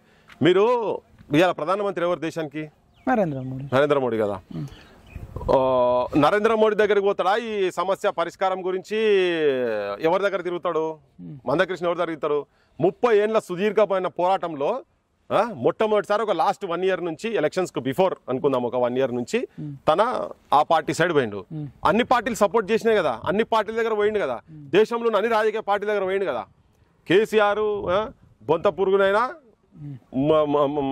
ముద్దించుకుంటా ముద్దాడుతా కౌగలించుకుంటా కుష్టి వ్యాధిలోనే కౌగలించుకుంటా అని మాట్లాడిపోయిండు అదే దాంట్లో మరి కేసీఆర్ చేస్తేనేమో ఓపు అవుతుంది వీళ్ళందరూ కేసీఆర్ దగ్గర పనిచేసిన వాళ్ళు ఇప్పుడు మాట్లాడేవాళ్ళంతా ఇదే మందకృష్ణ ఆఫ్టర్ 28 years సుదీర్ఘమైన మూమెంట్ తర్వాత ఆ పార్టీ అధికారంలో ఉన్న పార్టీ మేము సపోర్ట్ చేస్తామని అన్నప్పుడు అప్పుడు సపోర్ట్ చేసిన మరి అన్ని పార్టీలకు సపోర్ట్ చేసింది కదా నువ్వు రాహుల్ గాంధీ దగ్గర వాయ్ సోనియా గాంధీ దగ్గర వాయ్ ఎవరి దగ్గర దేశంలో శరద్ పవార్ దగ్గర వాయ్ అందరు రాజకీయ నాయకుల దగ్గర పోయింది కదా బీజేపీ వాళ్ళు సపోర్ట్ చేస్తాను అంత ప్రధానమంత్రి మీటింగ్ ఎక్కడైతే ఇక్కడికి వచ్చిన తర్వాత పరేడ్ గ్రౌండ్స్ లో జరిగిన 1 year బిఫోర్ మీటింగ్ లో అదే ఎంఆర్పిఎస్ నరేంద్ర మోడీ ఉపన్యాసం జరుగుతున్న క్రమంలో ఇక్కడ వీళ్ళు నినాదాలు మా సంగతి ఏంటి వర్గీకరణ సంగతి ఏంటిది అని చెప్పని నినాదాలు ఇస్తుంటే ముగ్గురిని బుక్కలు కొట్టిరు పక్క బుక్కలు ఒకరి ఇరినాయి తలకాయ వలిగింది ఒక లేడీ ముస్లిం లేడీది కూడా తలకాయ వలిగింది నేను చూసిన విజువల్ చూసిన బతికి బయటపడ్డారు సంవత్సరం తిరిగిన తర్వాత మేము సపోర్ట్ చేస్తామంటే అదే వేదిక మీకు అడిగి పోయిండు మరి ఆయన పని కావాలా లేదా వర్గీకరణ కావాలా లేదా వర్గీకరణ కావాలని పోయిండు ఇలా వర్గీకరణ కావాలని పోయినందుకు నువ్వు 38 ఏళ్ళు తన చేసిన పోరాటంలో ఎప్పుడు అయితే వాళ్ళ దగ్గర పోయి పాదపూజ చేయలే కదా ఎవరికి హక్కు గురించి కొట్లాడిండు ధైర్యంతో హక్కు గురించి కొట్లాడి అదే మాట మాట్లాడి ప్రధానమంత్రి ఉన్నప్పుడు రాజ్యం ఓన్ చేతుల్లో వాళ్ళ దగ్గర పోయిండబ్బా దాంట్లో తప్పేంది వాళ్ళు రాజ్యాంగం మీరు రద్దు చేస్తారు కదా ఎవడు మీరు అంతా బానిసలు అయిపోతారు భారతదేశంలో ఇవన్నీ ఉట్టి పిచ్చి మాటలు ఇవన్నీ రద్దు చేస్తారు ఇవన్నీ ఏంటంటే ఇవన్నీ రిజర్వేషన్ వర్గీకరణను వ్యతిరేకించేటోళ్ళు చేసేటువంటి దుష్ప్రచారం ఇది దుర్మార్గం అంటే అందరు చచ్చిపోయినావా అంత ఈజీయా రాజ్యాంగాన్ని మార్చేంత పెద్దోళ్ళ కేసీఆర్ కూడా మాట్లాడినబ్బా మరి కేసీఆర్ దగ్గర మాట్లాడి సంకనాక తిరిగి రైళ్ళంతా మాటలు బొచ్చడగా మాట్లాడతారు అవన్నీ ఉట్టి అయ్యేటిగా పాసిబుల్ అయ్యే పనులు కావని రాజ్యాంగం మారుస్తారు అది మారుస్తారు ఇది మారుస్తారు అనేది అది అయ్యే పని కాదు ఈ దేశం మీద మమకారం ఉన్న చాలా మంది బతికే ఎవరో ఒకరిద్దరు కోన్కిస్కాడని మాట్లాడుతున్నారు అట్లే కానీ అవన్నీ జరిగే పనులు అవన్నీ ఒక మిస్ఇన్ఫర్మేషన్ అంటే డైరెక్ట్ మాట్లాడితే వర్గీకరణ మనం వ్యతిరేకించిన వాళ్ళం అయితే కాబట్టి వేరే తిరిగి వచ్చి ఇది చేస్తున్నటువంటి దుష్ప్రచారం ఇదంతా వాళ్ళు చేస్తున్నటువంటిది ఎవరి చేతిలో లేదు అంత ఈజీ కాదు రాజ్యాంగం మార్చినట్టే ఎత్తేస్తాడు మోడీ ఎందుకైతే ఎట్లయితే ప్రైవేట్ లో కూడా రిజర్వేషన్ కావాలని కొట్లాడుతున్నారు కదా ఇప్పుడు మందకిసిన డిమాండ్ కూడా అదే ప్రైవేట్ లో కూడా కావాలి ఇప్పుడు నా తెలంగాణ ప్రజలకు నా తెలంగాణ వాటా కూడా కావాలని కదా మేము మా బోటులో అంటున్నాము రేపు అవి కూడా కావాలంటే ఉన్నది కూడా అంత దమ్ముందా నువ్వు చెప్పబ్బా రిజర్వేషన్లు ఉడబీకిన తర్వాత ఏ రాజకీయ పార్టీ అనేది దేశంలో తిరిగే పరిస్థితి ఉంటుందా ఏం బక్వాస మాటలు మాట్లాడతారు వీళ్ళంతా రిజర్వేషన్లు ఉడబీక్తారు రిజర్వేషన్లు ఉడతారు కొయి మైకాలాలు పైదానా ఇవా ఇప్పటిదాకా అంబేద్కర్ కాలి 10 ఏళ్ళు పెట్టిండు కదా చెప్పు ఓడొచ్చి తీసేస్తారో చెప్పు అసమానతలు అన్ని నిండిపోయినాయా అంత సమానంగానే ఉన్నారా అసమానతలు ఉన్నంత కాలం జరుగుతాయి ఇవి కిందోని పైకి తీసుకురావాల్సిందే ఎక్కడో కిందో నా హక్కు రాలేదంటున్నారు కదా వీళ్ళంతా ముర్రో ముట్టుకుంటారు కదా కిందోళ్ళంతా నాది నాకు కావాలనుకునే కాదు ఇంకా ఉన్నది కూడా విక్తావా ఎస్ కొంతమంది చేతులలో రిజర్వేషన్స్ వచ్చిన వాళ్ళ కొన్ని కుటుంబాలకు ఎక్కువ ఉపయోగపడుతున్నది వాటిని మాత్రం తీయాల్సిన అవసరం రేపు పొద్దుగాల ఉంటుంది జరుగుతుంది అది దాని మీద పోరాటాలు జరుగుతాయి ఇవన్నీ ఫాల్తూ ఆర్గ్యుమెంట్స్ ఇవి డైరెక్ట్ అంటే అదే అంటున్నారు కదా ముంగట డైరెక్ట్ వచ్చి దీన్ని అనలేక బీజేపీ అనే బూచి చూపించి ఇది ప్రమాదకరమైంది మాకు తెలియదా మేము తిరిగినాం ఎప్పుడన్నా నేను తిరగలేదే మీరేమో బోకేలు పోయి తీసుకుపోయి ఇస్తాడు నాగనూరు మురళి తీసుకుపోయి ఇప్పుడు బీజేపీ అంటాడు కమిషన్ కాగానే చైర్మన్ కాగానే పోయి బోకే తీసుకుపోయి గవర్నర్ ఇచ్చింది గవర్నర్ ఎవడా ఆయన ఎవడు కాంగ్రెస్ వాడా ఎవడు ఆర్ఎస్ఎస్ గవర్నర్ ఎందుకు పోయావు మరి ఆయన దగ్గరికి? నీకేం పని? ఆడ పోయి బొకేలు ఇచ్చుకుంటావు. నీకు ఏమైనా పైరవులు కావాలంటే టెలిఫోన్లు పోతాయి, నీకు అన్ని మీకు కావాల్సిన పోస్టింగ్లు కావాలంటే మీకు అన్ని మీరు చేసేటి అన్ని చేసుకుంటుంటారు. బయటకు రాని జనం చూపించాలి మాత్రం బీజేపీ అని ఇవన్నీ మాట్లాడుతుంటారు. ఇవన్నీ ఇవన్నీ ఫస్ట్ ఏంటంటే ఇప్పుడు మీరు ఏం చెప్తారు? సార్కు ఇండైరెక్ట్ గా వర్గీకరణ అక్నూర్ మురళి సార్కు లేదంటే ఎస్డిఎఫ్ మొత్తానికి వర్గీకరణ ఇష్టం లేదని అంటారా? ఎస్డిఎఫ్ మొత్తానికి కాదు, ఎస్డిఎఫ్ లో వర్గీకరణ సపోర్ట్ చేసే వాళ్ళు ఉన్నారు, కానీ ఇప్పుడు దాని తర్వాత ఏం చర్చ జరుగుతుందో తెలియదు. మరి మురళి సార్కి ఇష్టం లేదంటారా? 100% ఇష్టం లేదు కనుకనే నా అసలు బయటికి తీసింది అబ్బా. లేకపోతే చర్చకు రావాలి కదా. చర్చ లేకుండా బయటికి తీసుకొచ్చినట్టు ఏంటిది? అంటే మాకు నాతో ఫిజికల్ మీటింగ్ పెడతాము, ఫిజికల్ మీటింగ్ పెట్టి మాట్లాడతామని చెప్పిండ్రు. అబ్రప్ట్ గా తీసి డిలీట్ చేసి ఇప్పుడు దానికి ఏం చెప్పిండు? కారణం ఏం చెప్పిండు? అందులో ఉన్నటువంటి కో కన్వీనర్, ఇప్పుడున్నటువంటి కో కన్వీనర్, నువ్వు బండి సంజయ్కి బీజేపీ ఆయనకు నీ కులం కాబట్టి సపోర్ట్ చేసినావు, అందుకే తీసేసారు అని చెప్పని మాట్లాడు. ఒకవేళ తీసేసారు అనుకో, ఎలక్షన్ కాగానే తీసేసేయాలి కదా. ఇన్ని రోజులు ఎందుకు? ఇప్పుడు ఈ స్టేట్మెంట్ తీసినాక ఎందుకు తీసారు? వీళ్ళంతా ఒక ముఠ సమాజంలో. ఎస్, ఇదంతా వీళ్ళది ఒక ముఠ. వాళ్ళు అనేక విషయాల మీద కొట్లాడతారు. అరే ఏడ కొట్లాడిన వాళ్ళు ఏడైంది? మళ్ళీ అదే చెప్పినా కదా. ఏమైంది ఇప్పుడు? ఒకటే కొట్లాడినటువంటి వాళ్ళు ఒక నేను ఎస్డిఎఫ్ లో ఉన్నటువంటి అందరిని అంటలేను, మొత్తం అందరు కాదు, అందులో చాలా మంచి వాళ్ళు ఉన్నారు, నా ఆర్గ్యుమెంట్ సపోర్ట్ చేసే వాళ్ళు కూడా ఉన్నారు. వాళ్ళు ఇప్పుడు ఆడ మాట్లాడతలేరు కావచ్చు, మాట్లాడుతున్నారు కొంతమంది, అది వేరే విషయం. వీళ్ళు ఈ గ్యాంగ్ ఏతున్నదో మురళి అండ్ కొంతమంది గ్యాంగ్ ఉన్నారు, ఈ గోపీనాథ్ ఇటువంటి వాళ్ళు కొంతమంది గ్యాంగ్ ఉన్నారు. ఈ గ్యాంగ్ నే అంటున్నాను నేను, మిగతా గురించి నేను అంటలేను. మిగతా గురించి అనాల్సి నాకు అవసరమైంది. ఆయన అంటే నాకేమొస్తుంది? ఆయన అంటే నాకు వచ్చేది ఏం లేదు. ఇంకా వ్యక్తిగతంగా ఆయన ఉంటాడు కాబట్టి నాకు ఆయనతో ఏమైనా ఉండేది ఉంటే చేసుకోవచ్చు కావచ్చు. నేను నాకు అది ఆయనతో అవసరమే లేదు. నా జీవితం ఈ జీవితం కాదు కదా, ఆయనతో మాట్లాడేది లేదు, ఆయన ఫోన్ కాల్ మాట్లాడేది లేదు, ఆయన ఇదేం లేదు. కొత్త ఈజ్ క్లోజ్డ్. నాకు ఒకసారి ఆ మనిషి మీద విరక్తి పుట్టిందంటే క్లోజ్. ఆయన is not a people centric person, is an individual centric person. Political position చుట్టూ తిరిగేటువంటిది బయట చూపిస్తున్నాడు అంతే. కానీ నేను అందుకనే ఆయన మా దరిదాపులో కూడా వచ్చేటట్టు నా కాదు, నియర్స్ ఉంటుంది దరిదాపులకు కూడా, ఇంకా చాలా మంది నాకన్నా జూనియర్స్ దరిదాపులకు వచ్చేటువంటి స్థాయి కూడా కాదు. ఇంకా నువ్వు కొట్లాడుతున్నావు, ఇలా మైక్ పట్టుకొని కూర్చొని నీ కష్టం మీద నువ్వు వాడుకుంటావు, కెమెరాలో మనిషిలో మన్నో మంచడం పట్టుకొని నువ్వు తిరుగుతున్నావు జనంలో పడి, జనం సమస్యలు పడి బయటికి. నీకు కావాలంటే నీకు నౌకరు రాదా? నీతో నీకేమైనా అవుతుందా? కానీ కొట్లాడుతున్నావు జనం తరఫుకి వెళ్ళి. నేను కొట్టినా అరెస్ట్ చేసినా ఇట్లా చాలా మంది కొట్లాడుతారు కదా. వీళ్ళందరి దగ్గర కూడా రాలేడు ఆయనే, ఎందుకంటే ఆయన నౌకరోడు, ఆయనే జీతగాడు, ఆయనే జీతగాడు, యజమానికి జీతగాడు. యజమాని ఎవడంటే రాజకీయ నాయకుడు. రాజకీయ దగ్గర జీతం తీసుకొని పబ్లిక్ ట్యాక్స్లు కట్టిన పైసలతో జీతం వస్తున్నది, వాళ్ళు ఆ పని చేస్తున్నారు. జీతం ఉండి కూడా నేను చేసిన అంటే ఏ ఉద్యమాలలో ఉన్నాడు చెప్పి? ఏ సామాజిక ఉద్యమాలలో ఉండే ఆయన? ఆయన ఏ సామాజిక ఉద్యమాలలో లేడు, ఏ తెలంగాణ ఉద్యమంలో లేడు. మా బోటలో అట్లీస్ట్ చలో ఏదో వచ్చిండు కదా అనే ఉద్దేశంతో నేను వర్గీకరణ అనే ఒక్క అంశంతో, కేవలం వర్గీకరణకు పృథ్వీరాజ్ అంటే సపోర్ట్ చేస్తున్నాడు కనుక దాని మీద చర్చ లేకుండా అబ్రాప్ట్ గా. ఇంకా డెమోక్రాటిక్ ఎక్కడిది? డెమోక్రాట్ లేదు, మన లేదు. ఆయన గురించి అంత మాట్లాడే చర్చ జరుగుతుంది కాబట్టి చర్చ జరుగుతున్నా నేను కూడా ప్రజలు కూడా గమనించాలి. ఏదో నేను వ్యక్తిగత దూషణల గురించి అంటే నేను చర్చ చేయాలి. ఇప్పుడు ఎందుకు? ఇప్పుడు ఇదే వేదిక మీద మన దగ్గర చాలా క్లియర్ గా చెప్పిండు, ఒక్కడు బయటకు వచ్చి మాట్లాడినా కానీ వాళ్ళతో పనిచేస్తాను సిద్ధం అని చెప్పని. మరి చెవులు గడలు పడ్డాయా? దూదులు పెట్టుకురా, రైలు దూదులు పెట్టుకురా. మరి నేను నిజంగా సపోర్ట్ చేస్తా అంటే రాని భయ్, మీ టీం అంతా వచ్చి పని చేద్దు రాండి, మన దగ్గర పని చేద్దు రాండి, మాతో పని చేద్దు రాండి. మీరు అంటారు కదా మరి మేము వ్యతిరేకం కాదు అని. ఇది బయట చెప్పేటందుకు సమాజం చీతూ అంటున్నది వాళ్ళని. అంటారు కాబట్టినే మేము కాదు, కానీ నేను బీజేపీ ఉన్నాడు కాబట్టి మేము వస్తలేము, బీజేపీ వస్తే రాజ్యాంగం పోతుంది, ఇవన్నీ నకరాల మాటలు, ఇవన్నీ బోకస్ మాటలు, ఇవన్నీ బహిరంగంగా రా. నీ సమాజాన్ని మొత్తం కూర్చోబెట్టి ఎవరు వ్యతిరేకిస్తుండో నువ్వు మాట్లాడతావు కదా. ఇన్ని అన్పార్లమెంటరీ వర్డ్స్ మాట్లాడారు కదా ఇప్పటిదాకా. ఎక్కడ ఓపెన్గా వచ్చి నువ్వు అట్లా మాట్లాడినావు అని చెప్పి నువ్వు తీసి అవతల పడాలి కదా. ఇదేనా నువ్వు అంబేద్కర్ నేర్పిన సంస్కారం ఇదేనా అని చెప్పి మాట్లాడాలి కదా. ఇంత హీనంగానా, ఇంత నీచంగానా మీ భాష మేధావుల పట్ల? నీ కమిటీలో అడ్వైజర్ కూడా వేదిక మీద ఉంటాడు, అది కూడా చూసుకోకుండా మీరు మా అడ్డగోలుగా మాట్లాడతారా? అంటే వీళ్ళ మీద మాట్లాడితే వీళ్ళు SC ST అట్రాసిటీస్ కేసు పెడతారు కాబట్టి ఎవరు మాట్లాడరు అని చెప్పి మాట్లాడినాం ఇవాళ. ఇప్పుడు ఎట్లా మరి? ఇప్పుడు మీ మీద SC ST అట్రాసిటీ పెడదామని ప్లాన్లో ఉన్నారు, SC కమిషన్ కూడా కంప్లైంట్ ఇద్దామని ఉన్నారు. మరి వాళ్ళు ఇంటలెక్చువల్ ప్రాస్టిట్యూట్ అని ఇంకా కొన్ని పాస్ చేశారు కదా.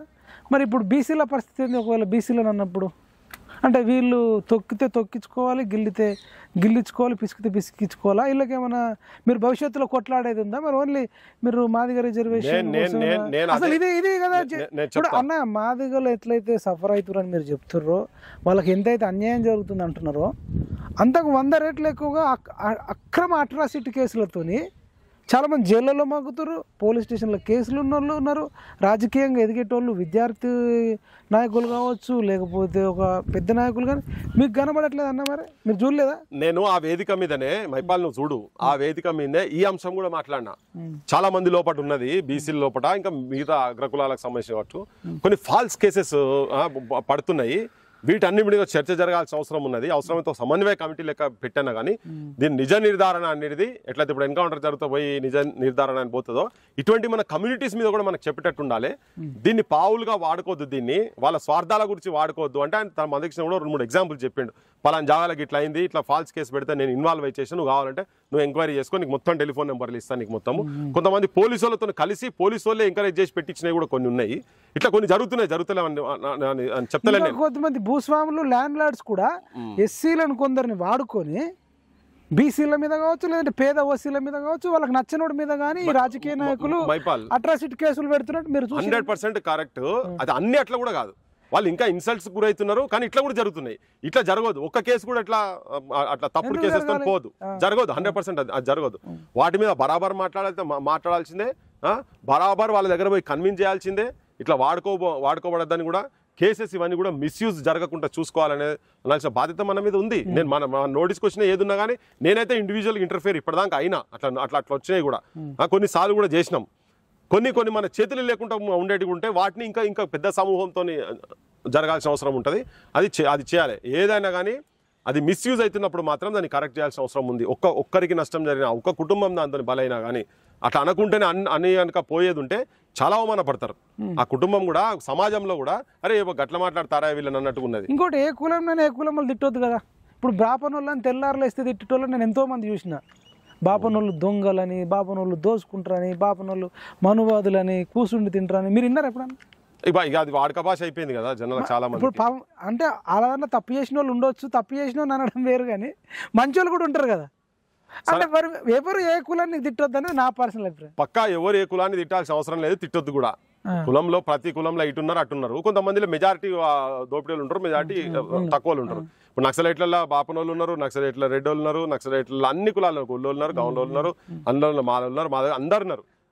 వాళ్ళు ఉన్నారు, వీళ్ళు ఉన్నారు. అందులో కూడా పంచాయతీ ఏమైంది, గద్దరు సత్యమూర్తి అసంటోళ్ళు ఏంది, ఇంట్లో ఉన్నోళ్ళు కూడా కొంత వర్గాల వరకే నాయకత్వం ఉంది, మా కాడికి రాలేదని వీళ్ళు బయటకు వచ్చారు కదా కొంత. అంటే ఆ చర్చ మాత్రం అందులో కూడా జరిగింది. సరే అట్లా ఎక్కడ జరిగినా కానీ, డిస్క్రిమినేషన్ ఎక్కడ ఉన్నా కానీ అది ఆ ఫైట్ ఎక్కడ కూడా జరుగుతూనే ఉంటుంది అదంతా. కానీ కులాలని డైరెక్ట్ అనాల్సిన అవసరం లేదు. ఒకవేళ అన్నగానే చదువుకోవాలంతనే. రైట్ అండి. ఇంకా ఫైనల్గా ఏం చెప్తారు మరి? ఇప్పుడు ఎంఆర్పిఎస్ వర్గీకరణ అంటే వాళ్ళు ఆపితే ఆగుతుందా? అసలు వాళ్ళ ఆపిన ఆగనప్పుడు మీరు ఊకే వాళ్ళ మీద మాట్లాడు అవసరమా అంటే ఏం చెప్తారు ఫైనల్గా? నేను ఇప్పుడు ఈ నేలకెళ్ళి ఎవరిమే మాట్లాడలేదు. నేను కూడా నేను షోక్తోనే వీళ్ళని క్రిటిసైజ్ చేయలే కదా. ఫస్ట్ టైం నేను ఆ మీటింగ్ పోతున్నా, మీటింగ్ వచ్చినప్పుడు నన్ను మెసేజ్ చూసినా ఉన్నది వాస్తవం ఏందో సమాజం కూడా తెలవాలి కదా. ఈ ముసుగు తీయాలని అనిపించింది, తీసేసిన. ఇంకా వాళ్ళు ఎవరు వచ్చి మాట్లాడతలేరు. మాట్లాడితే చాలా ఉన్నాయి దగ్గర, చాలా మెటీరియల్ ఉన్నది. రైట్, నేను ఫేస్ చేసేందుకు రెడీగా ఉన్నా. ఒకవేళ అట్లా ఫ్యాక్ట్ ఉండేది ఉంటే దొంగ కేసులు పెడితే అది కూడా చూద్దాం. వాళ్ళు దొంగ కేసులు పెట్టాలనే ప్రయత్నం చేస్తున్నారు. ఇప్పుడు పెట్టినా పర్వాలేదు, చూసుకుందాం. సమాజం కూడా ఉంది కదా. మేము ఎక్కడో పోయి పొక్కల వండుకుంటోళ్ళం కాదు కదా, మేము మూలకు పోయి దాచుకుంటోళ్ళం కాదు కదా, లేకపోతే అధికారుల ప్రభుత్వం షెల్టర్ తీసుకునేటోళ్ళం కాదు, మేము ప్రజలలో ఉండేటోళ్ళం. ఇవాళ కదా తెలంగాణ ఉద్యమం అప్పుడే ఇంతకాలం బతుకుతామని అనుకోలేదు. ఇప్పుడు నువ్వు చేసేది ఏంది? అప్పుడు చూడలేదా? ఇవన్నీ కొత్తనా మాకేమన్నా? ఇది మందకృష్ణ దృష్టి దాకా వెళ్ళిందా? మీ మీద విఠలన్న మీద మీ మీద అట్రాసిటీ కేసులు పెట్టి కొంచెం ఎస్సీ చట్టాలు పెట్టాలని పోయినాయి, అందరి దగ్గర పోయినాయి. వాళ్ళు కూడా మాట్లాడి మాత్రం నిన్న కూడా ఎంఎస్ఎఫ్ వాళ్ళు కావచ్చు, ఎంఆర్పిఎస్ వాళ్ళు కూడా, నరేష్ మా శేఖర్ వీళ్ళు నిన్న ఇక్కడ ప్రెస్ మీట్ పెట్టి కూడా వాళ్ళు ఈ సంఘీభావం ప్రకటిస్తున్నటువంటి వాళ్ళను కూడా మీరు వదులుతలేరు కదా. మరి మేము కూడా సమాజానికి చెప్తారు. నేను కూడా వాళ్ళకి చెప్పదలుచుకున్న ఏంటంటే, ఇట్లా దుష్ప్రచారం చేస్తున్నారు కదా. నువ్వు అన్న ఒకటే సామాజిక వర్గానికి సంబంధించినటువంటి వాళ్ళు, వాస్తవమే ఒకటే సామాజిక వర్గానికి సంబంధించినటువంటి కొంతమంది, అందులో అందరిని కూడా అంటలేను నేను, పేదోళ్ళని కావచ్చు, ఎవరిని అంటలేను, కొందరు మిస్గైడ్ కూడా కావచ్చు. మీ ఎవరు దూషించలే, అందరికీ సమాన హక్కులు అయితే అంబేద్కర్ చెప్పిండు, సేమ్ అదే అందరికీ రావాలనే దాంట్లే. కానీ మీరు దుర్మార్గంగా, మీరు పైశాచికంగా, మీరు పిచ్చోళ్ళ లెక్క కనుక చేస్తే సమాజం మొత్తం మీరు విలయపడతారు. ఎందుకంటే బీసీలను తిడుతున్నారు, ఓసీలను తిడుతున్నారు, అందరిని తిడుతున్నారు. ఎవరైతే సపోర్ట్ బేస్ వచ్చిన ప్రతి కులానికి సంబంధించినటువంటి వ్యక్తులను తిడుతున్నారు. వాళ్ళందరికీ కూడా ఒక సామాజికంగా వాళ్ళకు కూడా నేపథ్యం ఉంది కదా, వాళ్ళకు కూడా కులాలు ఉన్నాయి కదా, వాళ్ళని అభిమానించేటటువంటి సమాజం కూడా ఉన్నది కదా. వాళ్ళందరూ ఇబ్బంది పడుతున్నారు, వాళ్ళందరూ బాధపడుతున్నారు, మీకు తెలుస్తలేదు. మీరే సమాజం నుంచి విలయపడతారని మాత్రం చెప్తున్నాం. అది నిన్న కూడా ఆ పిల్లలు చెప్పారు, ఇప్పుడు నేను అంతకు ముందే చెప్పిన, ఇప్పుడు మళ్ళీ చెప్తున్నా. మీరు కరెక్షన్ చేసుకోండి, కరెక్షన్ చేసుకోకపోతే కొంతమంది మాట్లాడితే కమ్యూనిటీ అందరికీ జరుగుతుందా, వీళ్ళు మాట్లాడే వాళ్ళకి జరుగుతుందా? బయటికి రావాలి కదా, కమ్యూనిటీ బయటికి రావాలి. మేమంతా వీడు మా కమ్యూనిటీ రిప్రజెంట్ చేసుకుంటూ మాట్లాడుతున్నారు, కాదు అది అని చెప్పని వాళ్ళు బయటికి రావాలి కదా. బయటకు వచ్చి వాళ్ళే కమ్యూనిటీ కాదని చెప్పాలి కదా. ఇలా వాళ్ళే కొంతమంది మాట్లాడుతుంటే నిజంగానే కమ్యూనిటీ అనుకుంటారు కదా జనము. చాలా మంది పేదరికంతో ఉంటారు. మేము ఇప్పటికి మాట్లాడతలేం కదా, నేను మాట్లాడతలేం కదా, ఇప్పటికే మాట్లాడతలేం కదా. నాకు ఇప్పటి దోస్తులు లేరా ఇట్లా ఇంత గొడవ జరుగుతుంది కదా. ఇంద్రవెల్ సైడ్ సిగ్నల్స్ కూడా ఉండవు, ఆసిఫాబాద్, ఇంద్రవెల్, ఆదిలాబాద్ సైడ్ మహర్ అనే కమ్యూనిటీ ఉంటుంది. ఇంకా వాళ్ళు ఇప్పుడు మీరు గొడవ జరుగుతుంది కూడా వాళ్ళకి తెలియదు, మొబైల్ సిగ్నల్స్ ఇంటర్నెట్ కూడా ఉండని ఏరియాలు నేను చెప్తున్నా.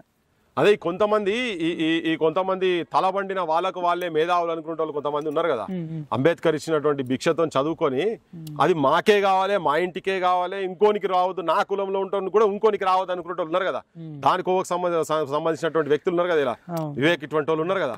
మరి వివేక్ వాళ్ళ ఫాదర్కి వచ్చిన అన్ని వచ్చినాయి, నేషనల్ లీడర్లు అన్నీ కదా, మరి మీతోకి వచ్చు కదా. అదే కుటుంబంలోకి వెళ్ళి ఎందుకు ఉండాలి? మళ్ళీ వాళ్ళ ఇళ్ళల్లో ఎవరు కూడా ఆ సామాజిక వర్గాలను ఎవరు చేసుకున్న వాళ్ళు కూడా లేదట. ఇలా మా గురించి మాట్లాడుతున్నారు, మీరు చేసుకుంటారా, మీరు అది చేసుకుంటారా, ఇది చేసుకుంటారా, సరే మా ఏం చేసుకుంటారో తర్వాత సంగతి. మీ నాయకుడు ఎవరు చేసుకుంటారు చెప్పరాదా? మీ ఇళ్ళలో ఎవరు వాళ్ళ ఇళ్ళలో ఎవరు అంత దూరం దాకానే పోదు, కానీ మీరే మాట్లాడిపిస్తున్నారు ఇవన్నీ. మీరు ఏ సామాజిక వర్గాల కలుపుకున్నారు? మీరు ఎవరిని పెళ్లి చేసుకున్నారు? వీళ్ళంతా ఆ డేటా అంతా తీస్తే శాతాడు పొడుగుంటది. అందుకని ఫస్ట్ మీరు చూసుకోరు బైసాప్, మా దానికి వచ్చే బదులు మీరు చూసుకోరు. మిమ్మల్ని ఎవరు లీడ్ చేస్తున్నారో అవి చూసుకోర్రి ఫస్ట్.